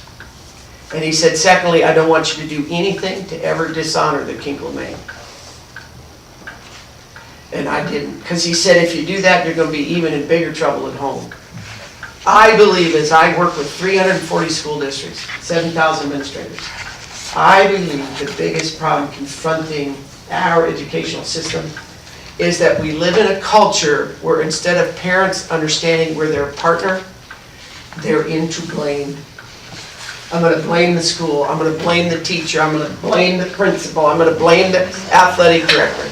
I think we have to do everything we can from the moment they walk in this door to establish the culture that this is a culture of no blame. We're not perfect, but we need your help. We're here to do everything we can to help your child. And when you're attacking us, we can't do it well. And so I think we need to get back to that. Homework, we started a slogan in Minnesota. Homework starts in the home. Homework starts in the home. That's where it has to start. I've got to go quickly here. Comfort level on an instructional leader. I've been a teacher in the K-12 system, in the community college system. I've been an academic dean. I do this for a living, but I'm going to always trust my teachers. Teachers have to be, and principals. You know, the word principal comes from 160 years ago. It was that they needed a teacher to step forward in the little one-room schoolhouse to sort of coordinate things. So they called them the head teacher, or it evolved into the principal teacher.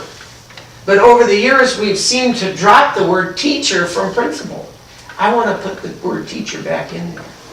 I think it has to be teacher-led. That's where I am. So I'm going to give myself a 5 only because I know that the most important thing I do is retain and attract the best teachers for this school. Okay, I guess I've done that. All right, Dr. Kinkel, number 10.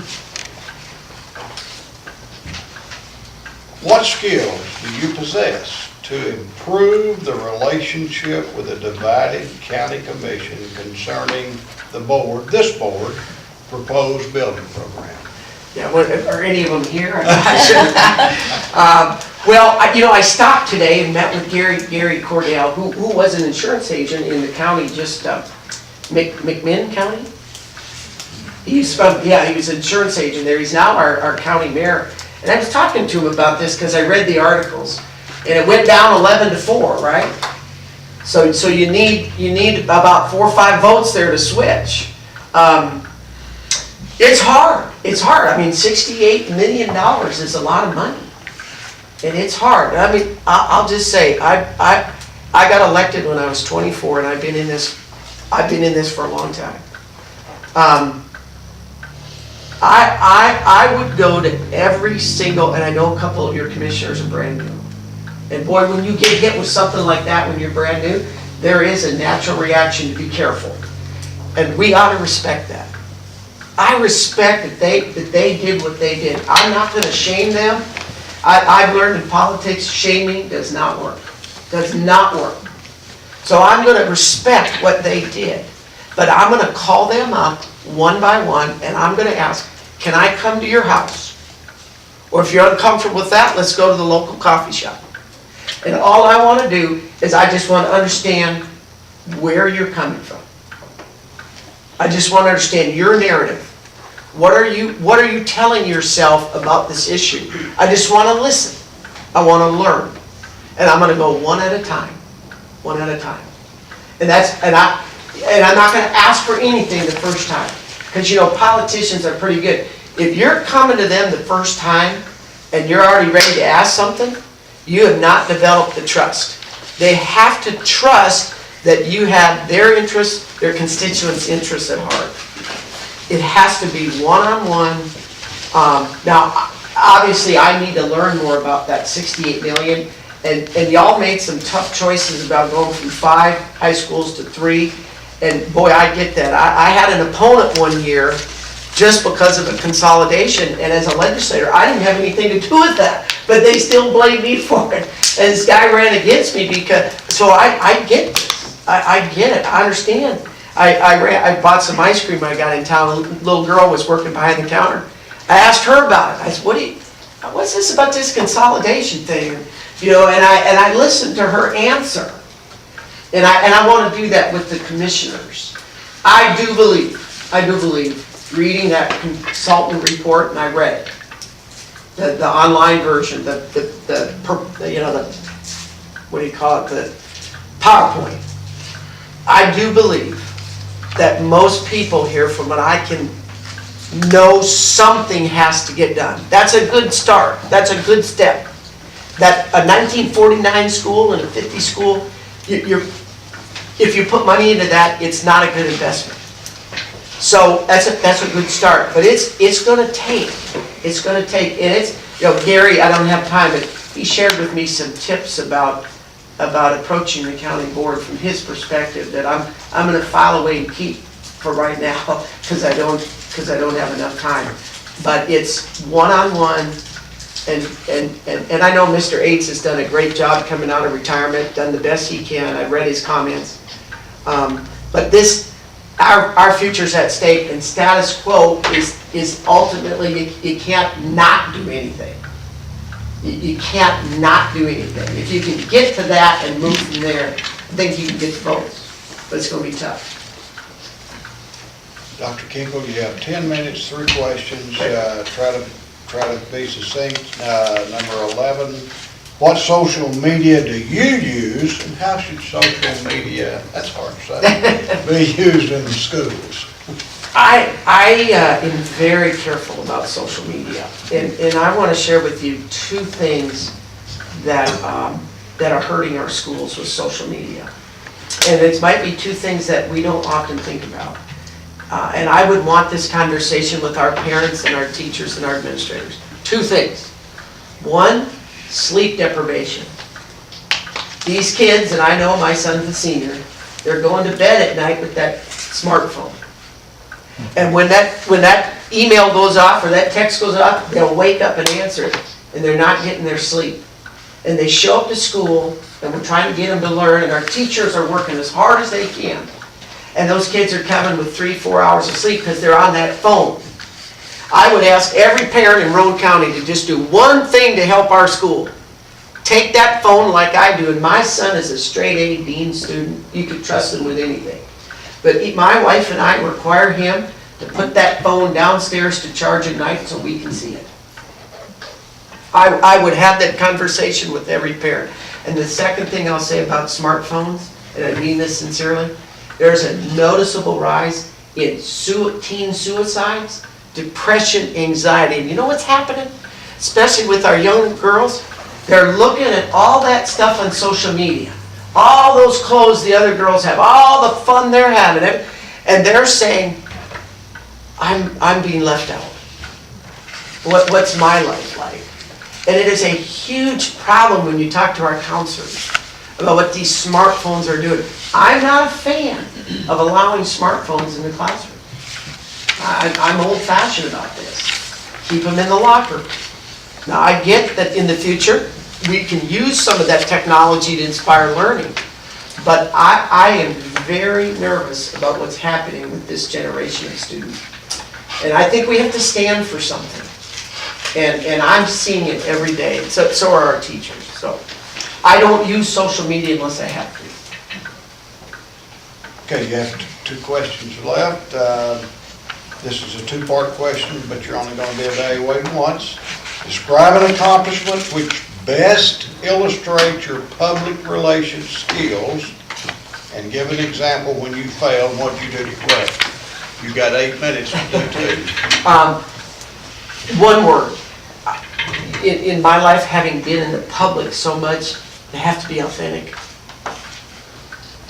You just have to be yourself, and you have to be authentic. Are you one of us? Are your values where we're at? That's it. I'll be just as simple as that. Give an example of failing. Does that mean where I failed public relations wise? Maybe is that what it is? Boy.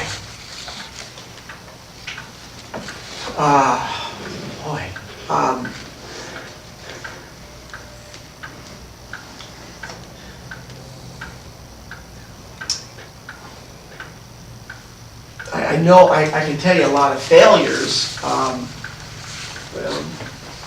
You know, Toyota's is an interesting thing. Thank goodness for failures, because that's how you learn.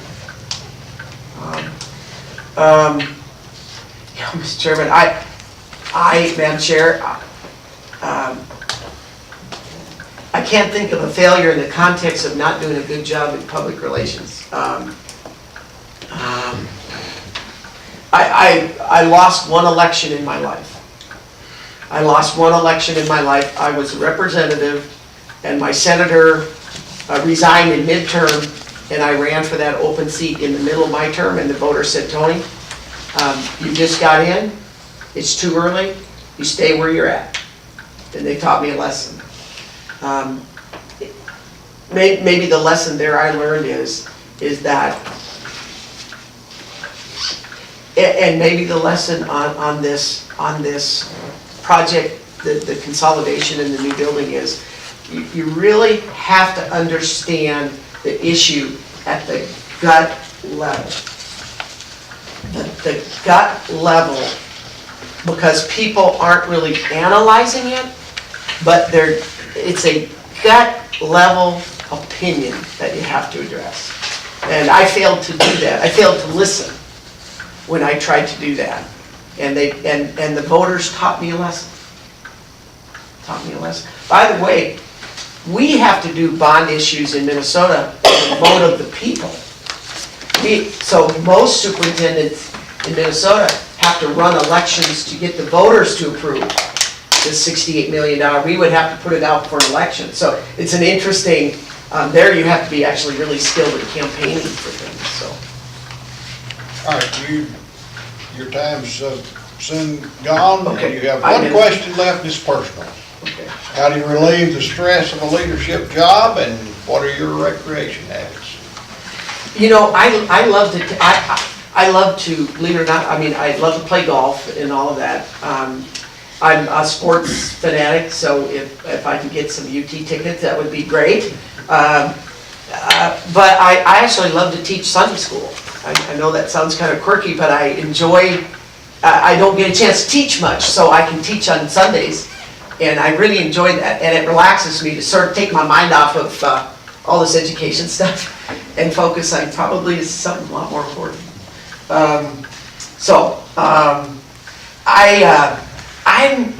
I'm built where I can, stress really doesn't bother me. But I know it bothers a lot of the superintendents I deal with. A lot of the ethics cases I deal with are superintendents that have overextended themselves. I've got a great wife and great kids, thank goodness. I think without a supportive partner for me, there's no way that I could do these jobs. There's no way. There's no way. Dr. Kinkel, thank you for your professional decorum this evening. You have about 2 to 3 minutes that you can say or you can make any closing remarks if you like. Madam Chair, in just 2 minutes, I hope that you will excuse my accent. I had a good Tennessee accent, and I went back to Minnesota and I lost it. So don't hold my accent against me tonight. I'm so honored to be here, so honored to just have this discussion with you. I have been blessed in my life. I have been blessed with everything I ever wanted. I wanted to be a good teacher and a coach. I wanted to be a member of the legislature. I wanted to be a teacher at a community college. I wanted to be an academic administrator. I wanted to be a president. And I've been blessed to be able to do all that. And then to do what I'm doing now, the pinnacle of my career, I've been blessed with everything. The Lord has blessed me with almost everything. But when you get there and you think you'll be fulfilled, and you realize that you're put on this earth to not be a bureaucrat and be there, but to be back able to look at students eye to eye. And so I've come to realize that. And we love Tennessee. We love the values. We love the people. We love the hopes and dreams. We love what our state is doing here in terms of education with the Promise and now UT's new scholarship over there, which is, there's no excuse anymore in Tennessee for anybody not to be able to go on. What an incredible blessing to be a part of a state. I loved every minute of it in Tennessee, and I've said I would do anything to come back to this great state and serve the kids, serve the teachers, serve this community. And just maybe things that I've learned in all of these jobs ultimately can help get that vote passed that we desperately need for the future of these kids. Madam Chair, thank you very much. Goodbye. Thank you, Dr. Kinkel. The floor is yours. First of all, I want to thank the board and Wall for giving me an opportunity to come. Most of you know who I am, but you don't know me professionally. So, my name is Bryant Collins. I've lived here my whole life. I went to Kingston Elementary School, Cherokee Middle School, Roane County High School. I graduated in 1990. Played tennis and football for Coach King. And when I graduated high school, got a 4-year athletic scholarship to East Tennessee State. Went over and played tennis for 4 years and got a degree in environmental health. After graduating, I played a little bit on the pro tour, small pro tournaments, making a little money, making enough money to get to the next tournament. That's about it. $300 or $400 to get to the next tournament. But got a degree in environmental health, came back and took a job at SEG, Scientific Ecology Group, and they process radioactive waste. I worked in health physics out there. Worked there for 3 years. My job while I was there was to control contamination and radiation levels. Worked there for 3 years and made good money. Liked the job, but I just felt like I missed my calling. I wanted to work with kids, so I took a job at the alternative school, working with Mr. Bobby Jackson. He was the principal out there, and I learned a lot. If you know anything about alternative schools, sometimes they can be tough schools. But I'm glad I started there. It gave me a good base for what I was going to build on. And in 1999, Roger Eichelberger, who was the principal at Cherokee Middle School, called me up and said, "Are you certified to teach chemistry?" And I said, "Yes, I am." And he said, "I'd like for you to go to Loudon with me." And I accepted the position. He said, "There's one thing with it. You got to coach girls basketball too." And I said, "I don't know anything about girls basketball." And he said, "Well, you'll be fine." He said, "You're a competitor, you'll be fine." So I said, "Well, one question, how many games they win last year?" He said, "They didn't win any." So I took over the program. First year we won 3 games. After that we had one more losing season. I took them to state tournament in 2014. During that time in 2006, I started getting administrative duties over there, and we opened up a freshman academy. And I was over the freshman academy at Loudon High School. And then in 2008, Sherry Parrish moved from assistant principal to principal and asked me to be the assistant. So from 2008 to 2018, I dealt with everything in the high school. Athletic director, budget, RTI, special ed, you name it, I dealt with it at high school. And I had opportunities to move, to go different places, but I just didn't feel like it was right, you know, to move to a different position at that stage. It had to be perfect for me, and I did just things that weren't perfect for me. And then my son was going to be a freshman, and my daughter moved off to college, and I felt like, well, this would be a good time for me to apply for something. So I got some calls about the principal at Ray County High School about applying for it, and I did. And I went down and interviewed, and basically they told me I had the job. And then they called me back and said, "Well, the guy that was principal decided to stay where he's at. We don't have a job." So I said, "Okay." Well, about a week later they called me back and said, "We really liked you. We'd like you to interview. We want you down here. Would you come as assistant director?" And I did, and that's where I'm at today. Okay. Mr. Collins will note that it is 8:29, 8:30, so you'll have 60 minutes for these 20 questions. So you'll certainly know to be judicious on using that time. So we'll start with the first question for you, and Mr. Nita has got us started. You have those questions there, by the way, in front of you so you can follow along. If you are and have been successful in your present position, why do you seek to be the Roane County Director of Schools? When I took the Loudon job, I guess there was two reasons for taking that job. The first reason was I needed a teaching job. But when I went to Loudon, I didn't expect to stay there 19 years. I've never moved. I've lived here the whole time. I drove to Loudon for 19 years. I liked Loudon. They were good to me. But when I took the job, I didn't expect to stay 19 years. But when I got over there, my mindset changed a little bit. I wanted to prove myself.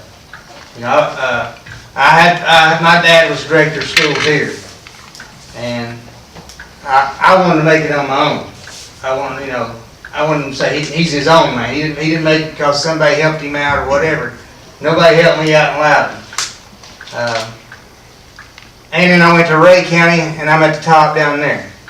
So that's why I stayed as long as I did. Now I want to come back because I'm vested here. I got a kid that goes to school here.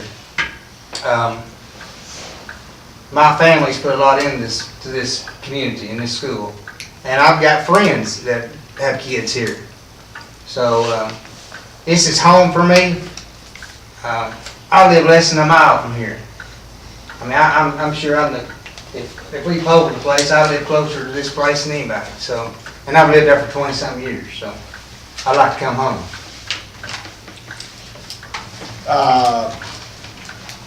Right, pay attention to this second question because there's a little bit of a twist. What do you believe are the greatest attributes for top performance as director of schools?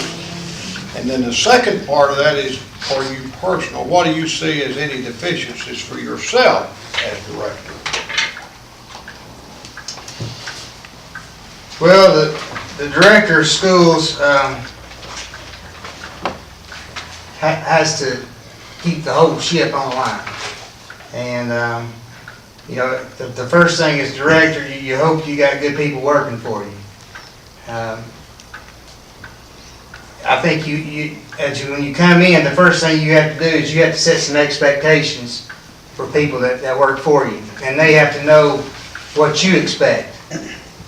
If they don't know what you expect and they don't achieve to your expectations, then that's the director's fault for not letting them know. So I'd be meeting with everybody. I'd be meeting with principals, assistant principals, bus drivers, athletic directors, coaches, and give them my expectation. And then if they don't meet that expectation, then it's my job to give them some help. If they didn't meet what I expected them to meet, then either I'm going to go help them myself, or I'm going to send somebody to help them. And then if they can't get the job done, we have to get somebody that can. I mean, I guess it goes back to Bill Belichick saying, "Do your job." You know, this is your job. This is what we expect. Do your job. So that'd be what I would expect. Deficiencies, I guess, from looking at it like that, I probably spread myself too thin sometimes if I, trying to make sure everybody's got the job done right. I'd have to be careful about jumping in there and helping everybody. So I'd say that'd probably be one of my deficiencies. And I don't like to lose, so, if we come back and our test scores aren't the best, I don't like to lose. I'd like to see us at the top. The nicest buildings, best scores, that's what I want to see. Mr. Collins, number 3 would be, what would be your vision for safe Roane County schools?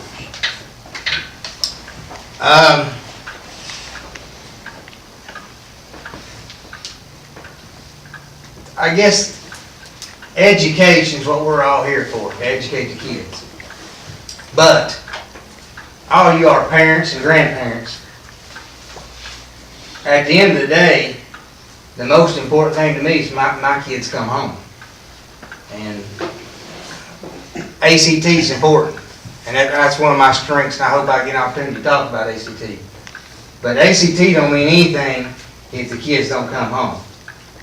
So that's the number one goal. And I've been in, I'm going to compare, I'm going to talk some about where I've worked, just because that's what I know. Loudon and Ray County both have, all of their buildings have keyless entry. You go up to the door, you got a badge, you scan to get in. All of their schools, both counties, all have SROs in every school. It don't matter if it's a K-5 or a high school. I think that's important. It's just hard to take a 70-year-old building and make it safe, especially when it's spread out over different areas. So it's just hard to do. At Ray County, they also have a guard. It's fenced in. You drive through it. When you're coming into the building, you go through a guard shack to get there. So, safety's the most important thing, you know. Everything else falls behind that, in my opinion. If you'll note number 4 on that front page there, what would be your vision for future classrooms, and how do you feel about virtual classrooms? I think it's definitely going to more technology. It's been coming down the pike. Of course, I can't predict the future, but I can see the trend of more technology in the classroom. I also see more CTE in the classroom, more hands-on stuff. The governor's just come out talking about his initiative for more CTE classes, and I want to talk about that a little bit because I think that's important that we have CTE classes to cater to our kids that aren't going to college. College isn't for everybody.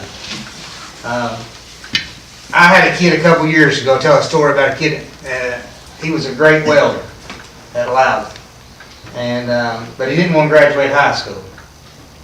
I'd go to him and say, "Hey, Tim, you got to get your diploma." He said, "I don't need a diploma. I'm going to be a welder." And I'd go down and talk to the welding teacher. He's a great welder. He said, "Best I've ever had." But I tried to tell him, I said, "You need to stay in and get your diploma. You never know when it's going to come back, you know, if you're going to need that diploma." I talked him into staying, and when he got out of high school, his plans changed. He didn't want to be a welder anymore. He wanted to go to the military. And he got in the military, and in the military, they trained him to be an underwater welder. And he came back, and I saw him a couple years ago, and he said, "Coach, I'm glad you talked me into staying, because I've never gotten in the military if I hadn't had my diploma." And I said, "What are you doing now?" He said, "I'm an underwater welder." He said, "I work 1 day a week down in the tropics." He said, "I work on an oil rig." And he said, "I go down 1 day a week and I weld." And he said, "That's all I work all week." And I didn't ask him, but I asked somebody later, "What does an underwater welder make?" And they said, "About $600 an hour." So that's why you have to have CTE classes.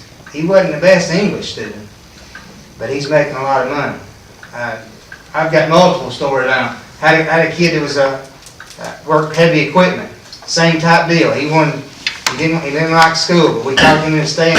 He did end up following what he thought he was going to do, but same type thing. He was working for his dad, running heavy equipment, no telling what he's making. But you have to have different paths for kids, and that's I think CTE is important. Back to virtual classroom.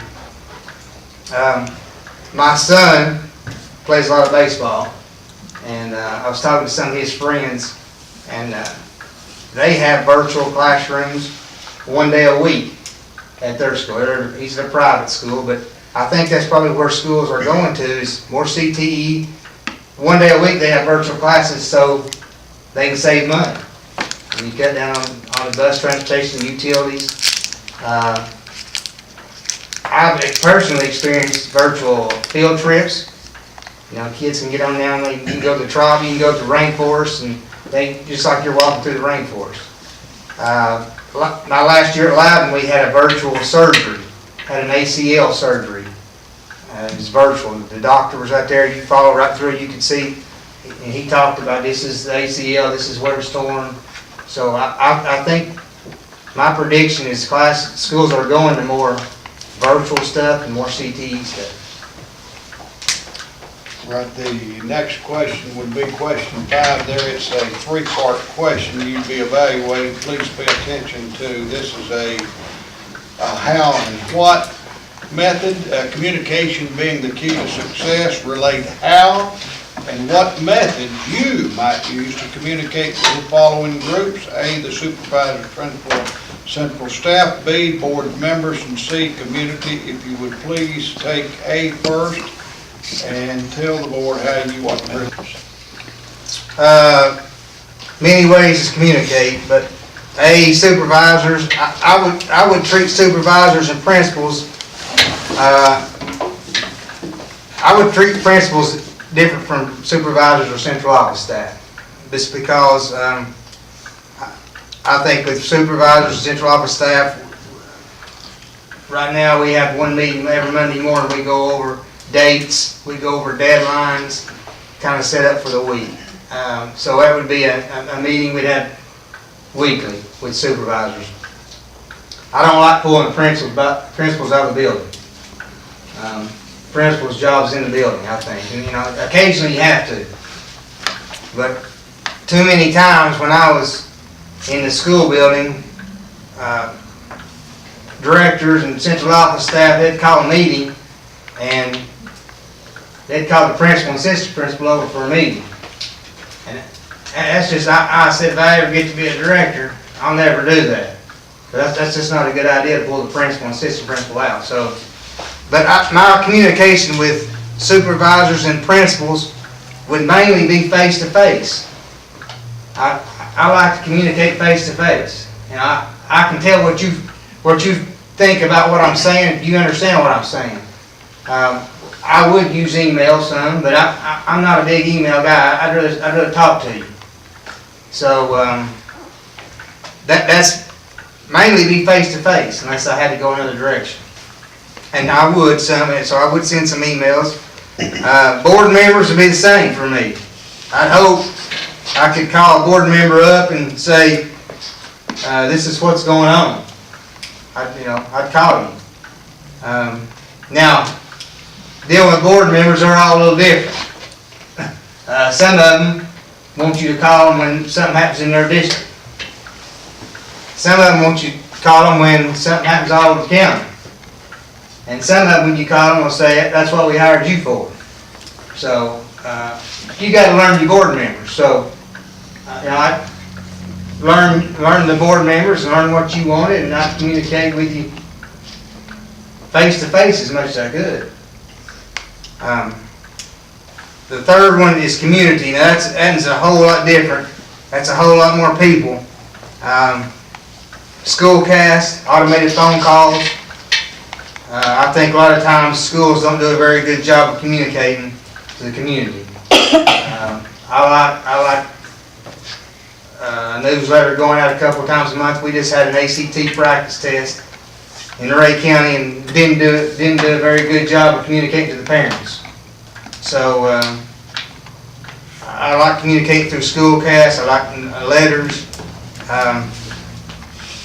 Social media can be a double-edged sword. It can be great and it can be awful. If you're posting pictures of kids, I use Twitter some with kids. We had a boot camp last week. I brought kids in before school at 7 o'clock. They start school at 7:55 in Roane County. We started at 7 o'clock, voluntary basis. You come in and we went over ACT stuff. And this is the second time we did it for the senior retake. We did it for the junior test. For senior retake, we had 120 students show up about every day. It's pretty impressive to show up an hour before school, but hopefully I'll get a chance to talk a little bit about ACT in a minute. But that's you got to communicate with the community. Number 6, how would you involve board members on school business? Would it be important to use standing committees to vet issues which impact board business?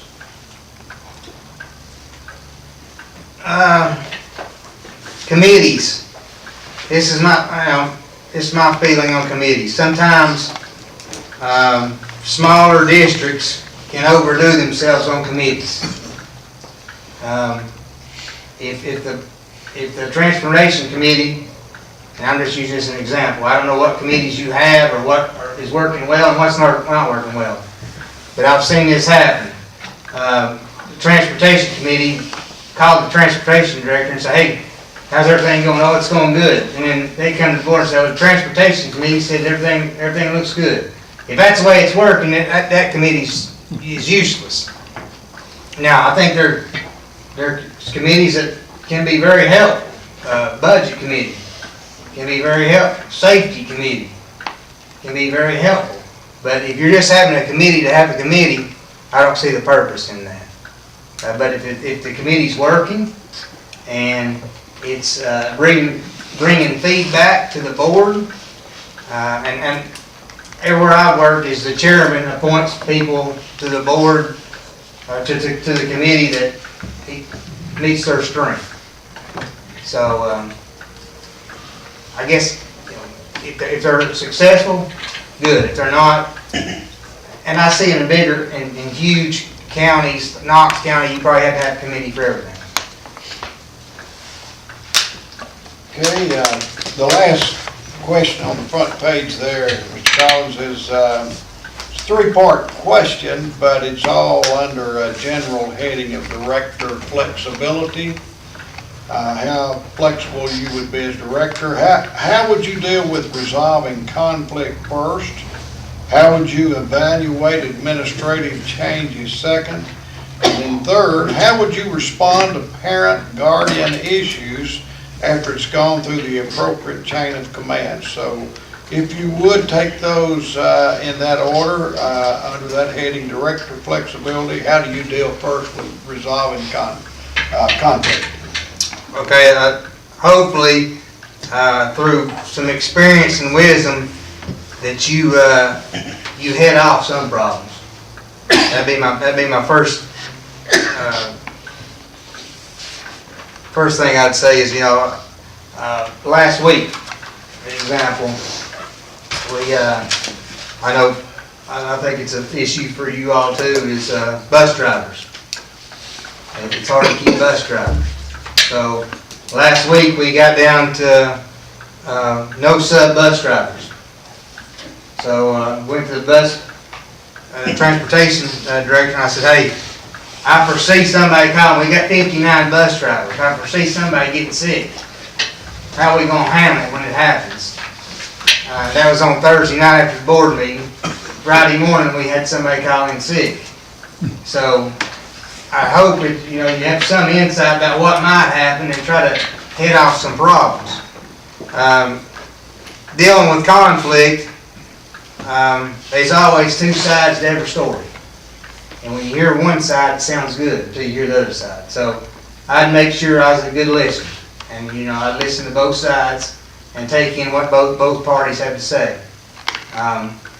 Sometimes, you change your mind after you hear both sides. You think, well, what my original thought was is not what I think anymore.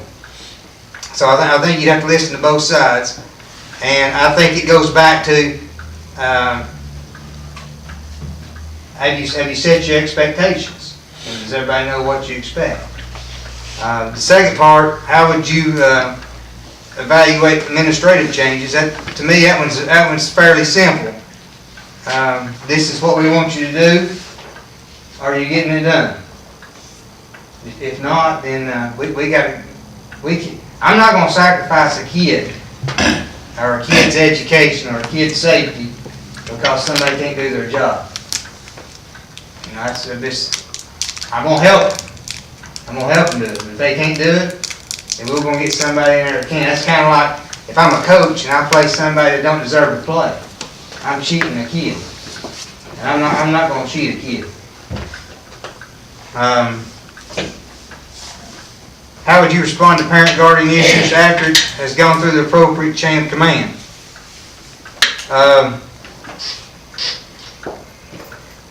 Will I treat it fairly? If I felt like they'd been treated fairly and the punishment they received or whatever the outcome was just, and I'd stick with it. And if I felt like they'd been treated unjustly, I'd change it. I'd be my own man. I'd make my own decision. Okay, if you would flip that page, we'll go over to the second page. We're on question 8. The board would like for you to relate your experience on 2 areas and how and your experience in dealing with these 2 issues. The first issue, A, would be improving job training skills for special ed and physical developmental loss handicaps, and B, building partnerships, business, higher education. So if you would take those in order by relating your experience with and dealing with those issues. Improving job training skills for special ed and physically developmental loss handicap. I've been sitting in on IEP meetings as an LEA since 2006. I know special ed law. I know in special ed though you have to bring everybody in and you have to take lots of opinions. So I'd definitely be taking the opinion of special ed director and legal counsel when I had to. That's a big topic. As far as transitioning over, I've worked with Project Able. Project Able is it's a grant where you take CDC students out into the community and they'd work. We had students that worked at Subway. We had students that worked in landscaping. And so they'd be a half a day at school, a half a day out on the job. And then I've worked with Tennessee Works, and it's another program that helps disabled kids land in a job after they get out of school. So I've dealt with that. Partnerships with businesses, higher education. I've worked a lot with Roane State and Bryant College, and that's we work together because I want our kids to be able to get dual credit, dual enrollment, and middle college stuff. And they work with me because they're looking for internships and student teaching. So we kind of work hand in hand on that. So I help them out and they help me out. As far as working with business leaders, Ray County's pretty. They're growing quite a bit right now. Of course, they've got Watts Bar, nuclear plant, and of course, they want their students to graduate with a lot of chemistry. How are elements breaking down? That's what they're looking for. Nokian Tires just moved to Ray County because of the rail system mainly. They just put a $360 million plant, 400 new jobs. Lazy Boy just added $26 million to their plant. They're adding 115 new jobs. And the latest one is Stoll's Air Technologies. They're building a $2 million plant and adding 250 jobs. We usually try to meet with them because they like to come by and see the school. And then we try to meet with them and say, what are you looking for? Most businesses I've met with, 5 years ago, they said, we're looking for soft skills. We're looking for a kid to show up on time. We're looking for a kid that will dress appropriately. We're looking for a kid that when he gets a sore throat, he won't miss work. But things have changed a little bit over the last 5 or 6 years. When Nokian came in, they said, we're looking for kids that know about technology. We're not just looking for a laborer. So I think things are changing a little bit. But I think it's important that the school go out and try to meet what's in the community. We're getting a new, it's Stoll's Air Technologies. They make HVAC parts. So we're talking about trying to expand our CTE department to have HVAC classes. And we're going to try to work with Nokian to say, hey, what are you looking for so when our kids graduate, they'll have the best opportunity to come work for your company.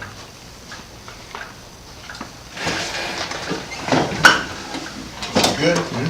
Okay, we'll go to, in that way, A, how important is it for students' ability to read on third grade level when they're in third grade? B, how can Roane County improve the graduation rate? And C, what is your comfort level, 1 least, 5 greatest, where you see yourself as an instructional leader? If you'll take those in order, please. How important is it for a student's ability to read on third grade level? Well, in the third grade, that's very important. It's so important that the governor said that his goal was that 75% of third graders by 2020 will read on the third grade level. Right now, we're at about 40%. So it don't take a genius to say we're not gonna get there. We're gonna be behind, but I think it's important. I think a lot of things that we're doing right now is helping that. I think RTI, if run correctly, is helping kids get caught up. You know, RTI is supposed to be, and it don't look like this everywhere, and I don't know how it looks here. But, you know, 10 to 25th percentile, I'm getting extra 30 minutes a day. If I'm below the 10th percentile, I'm getting 45 extra minutes a day. You have to use those things to get kids caught up. There was a lady, if any of you all saw it, she taught in a principal in a low economic area, and she was on Facebook, and she said, I get on every night on live Facebook and I read a story to my kids. And she said, my kids in my school are logging on to watch me. And she said, they're about 90% of them are on welfare, but all their moms have a smartphone. So they can get on at night and they can watch me, and I read to them every night. And that's a positive for social media. Sometimes you get negatives, but that's a positive. And that's what you like to see, kids learning from it. How can Roane County improve the graduation rate? I know Roane County's graduation rate, and it's very good. It's very good. And I got a little different opinion on graduation rate than probably most people. I think every kid ought to have the opportunity to graduate, no doubt. Multiple opportunities. Even when they think they don't want to graduate, we ought to push them to graduate. But at some point, a school, there's only so much a school can do. And the state has made that part of the accountability. That's 5% of the school's accountability, is graduation rate. I don't agree with it because, for example, I had a student a couple years ago that had to write a senior paper to get out. And brought his parents in, and I said, if he'll make an effort, we'll help him. But he's got to make an effort. And she said, oh, he'll do it. He'll make an effort. And I said, well, I want you to ask him while you're here. You ask him if he'll make an effort. And she said, Timmy, will you make an effort to write your paper? And he said, no, I'm not going to do it. So at that point, it's no longer, that should count against the school. So I don't agree with that. The second part about graduation I don't agree with is if a kid that's disabled, mentally and physically disabled, they count against you on graduation rate. If they don't get a high school diploma, that counts against you. I don't agree with that.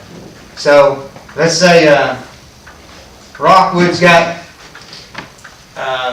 8 kids that are disabled that can't get a high school diploma, and Oliver Springs has 1. So Rockwood gets penalized because they have more disabled kids. To me, that's not right. So I think by adding graduation rate to accountability, it's lowered what a diploma means. Because everybody wants to have a high score, and Roane County is very good. But I think at some point it needs to be a standard. This is the standard for a high school diploma. And I don't think you should get hit for different areas, like we talked about there. What's your comfort level? Where you see yourself as an instructional leader? I think I'm a 5. I know what I'm doing. I've been doing it for a while. Hopefully that you'll check. Not just my references, but hopefully you'll call people I've worked with and say, did you like working with this guy? Did you like working for this guy? And see what they say. And I think that's the best way you can find it. It's hard to, you guys have a tough job. It's hard to hire someone in an hour interview. You know, I got an hour to prove to you that I'm the best candidate. And that's hard to do when you never worked with somebody. So, you know, hopefully you check with people that's worked with me. Are you ready for 10? Yes, sir. Bryant, What skills do you possess to improve the relationship with the divided county commission concerning the board's proposed building program? That's a big one. No doubt.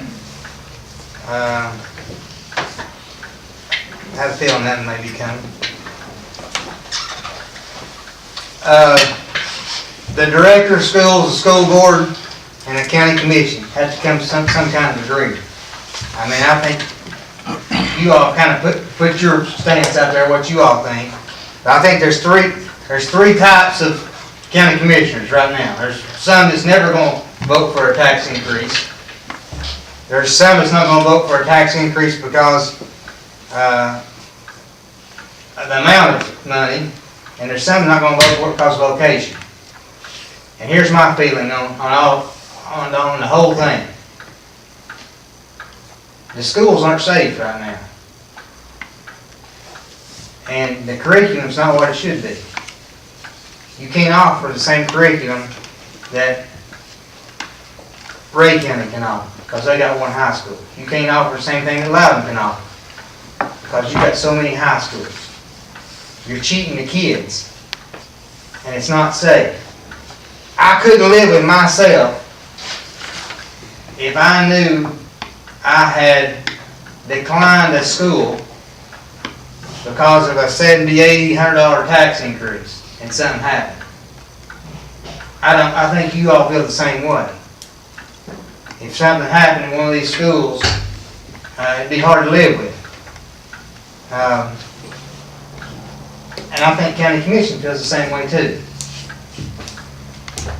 But I think we could probably do a better job of presenting to them the safety and the curriculum part, and hopefully people will put some differences aside and do what's best. Okay. That 11th question would be dealing with social media. What social media do you use? And how should social media be used in our schools? I use Twitter. Like I said, when we have things that go on, I like to post pictures of kids. Last week we had our boot camp. I post a picture of all the kids and say, one morning I put on there like, can't stay out with the owls and fly with the eagles. And kids like it when they see their picture on there. And it's positive. It can go the other way, especially with calling school off. You post something about not calling school off and it turns into a bashing session. So it can go both ways. I think you got to be really careful with it. I guess that's about all I can say. It can go both ways. Okay, number 12, just you got to pay attention to this question now, Bryant. Describe an accomplishment which best illustrates your public relations skills, and then give an example when you may have failed and what did you do to correct. I'm going to talk about ACT right there because I think it ties into the public about as well as anything. The most important, I was hoping to get a chance to talk about this, but the most important test a kid's going to take is ACT. And maybe not for the teacher, but for the kid. If a kid makes a 21 on the ACT, that's $16,000 Hope Scholarship if they got a 3.0. And every point after that is more and more. I think it's, I like to, we teach ACT classes during RTI time. Every time we have the junior test, freshmen and sophomores take the ACT. Kids that score high on the ACT, we celebrate them, put their picture up. So that's how, I've worked to publicly, those are successes. And parents, when I talk about having an ACT class, we're going to give you tips for the ACT. there's ways to beat the ACT. You know, you probably didn't know when you took it, I didn't know when I took it, but, you know, for an example, there's 4 sections of that reading part. The last section on the reading part is the easiest. The first section's the hardest. If you went in there to take the test today, you'd start from the front, you'd go to the back. But we teach our kids to start from the back, go to the front, because you're probably not going to finish. And you're going to end up having to guess. And we want our kids guessing on the hardest section. I had a senior, Ray County High School, he made an 18 on his reading as a junior. We worked with him, he came back as a senior. We worked with him on guessing skills, we worked with him on how to take it. He made a 30 on his reading. Now, that don't happen a lot, but that kid made a lot of money. He made a lot of money. So,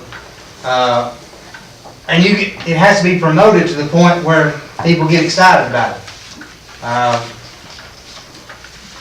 Our goal was 21. I had the home ec department cut 21s out, hang up all their school. I had the wood shop people make a 21 out of wood. I had the metal shop people make a 21 out of metal. We had 21s hanging up everywhere. I didn't tell the kids at first, I just started hanging them up, and they come to me and want to know what all the 21s were for. And I just said, well, that's our ACT goal. They said, well, we thought you was posting the legal drinking age. I said, no, that's our goal for ACT. So I tried to promote it and make it exciting for them, and it did. And the ACT scores have really come up there. Example where you failed. I failed a lot. I guess when you fail, I think probably everybody in here has failed at some point. When you fail, you try to fix what you failed at. It's kind of like if you're arguing a call from a referee, and the referee says, hey, I missed it. What else can you say? I mean, after he says, you know, I messed up. We tried something, it didn't work. We're going to trash it, and we're going to fix the problem. So something specific. The first year we went to most schools, and Algebra 1 in high school are year long. They're block year long. At Loudon, if you take algebra, they're on a block schedule anyway. It's year long block because that's the building block. At Ray County, they're on traditional schedule, but if you take Algebra 1 at Ray County High School, you get Algebra 1 first block, second. It's 2 blocks. Those kids are getting an hour and 30 minutes every day at both schools. My first year we did it at Loudon, we said, hey, let's let the honors kids, let's let them go for 1 semester. They can handle it. And they could handle it. They all scored, they achieved well, but their growth was awful, even for the highest achieving. So we just said, hey, everybody needs to be in their year. We cheated the kids because we didn't give them the same opportunity.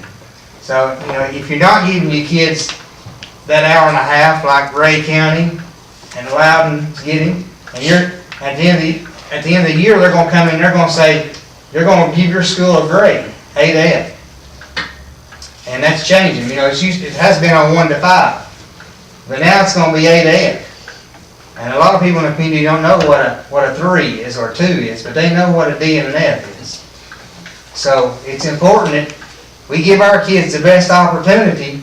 If this kid's getting an hour and a half a day, and this kid's getting 50 minutes a day, and you come down at the end of the year, the one that's getting an hour and a half is going to be better prepared.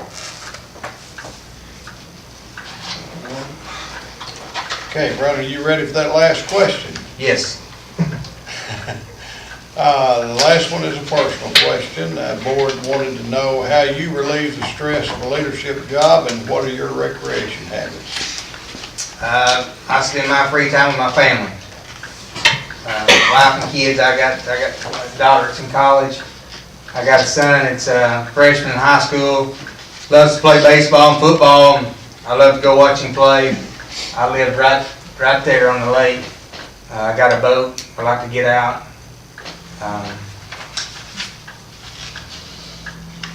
You know, mainly I have hunted and fished in the past, but now that my kids have got older, I don't have time to do that. Bryant, you have completed the questions and the interview. You have an opportunity now, if you would want to hand the board member. Yeah. You have an opportunity, if you'd like to hand that out and make, you've got 2 or 3 minutes to make any closing comments you'd like to make. I brought something here that you could look at. It kind of compares where I've been in Roane County. And you can kind of look at some of this stuff. I looked it up and thought it might be interesting for y'all to look at.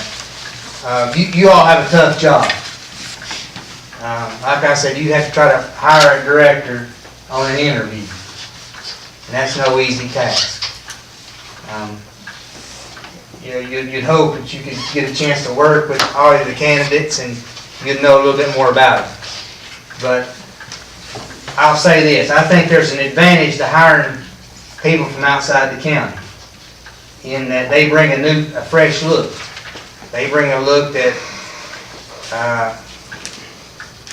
you may not even see is going on here. I think there's an advantage to bringing people from inside the county. Because normally they have better relations with people in the county and normally they stay longer. I'm bringing you both. I live here. I've worked outside. I've proven myself outside the county. I've lived here and worked here. Lived here for over 20 years in the same house. Lived here for 40. So I think I give you the best of both. And I want to thank the board again. And Mr. Qualls again for giving me the opportunity to come. Thank you, Brian. Make sure. Yeah, I'm gonna hand these out to you and let you all.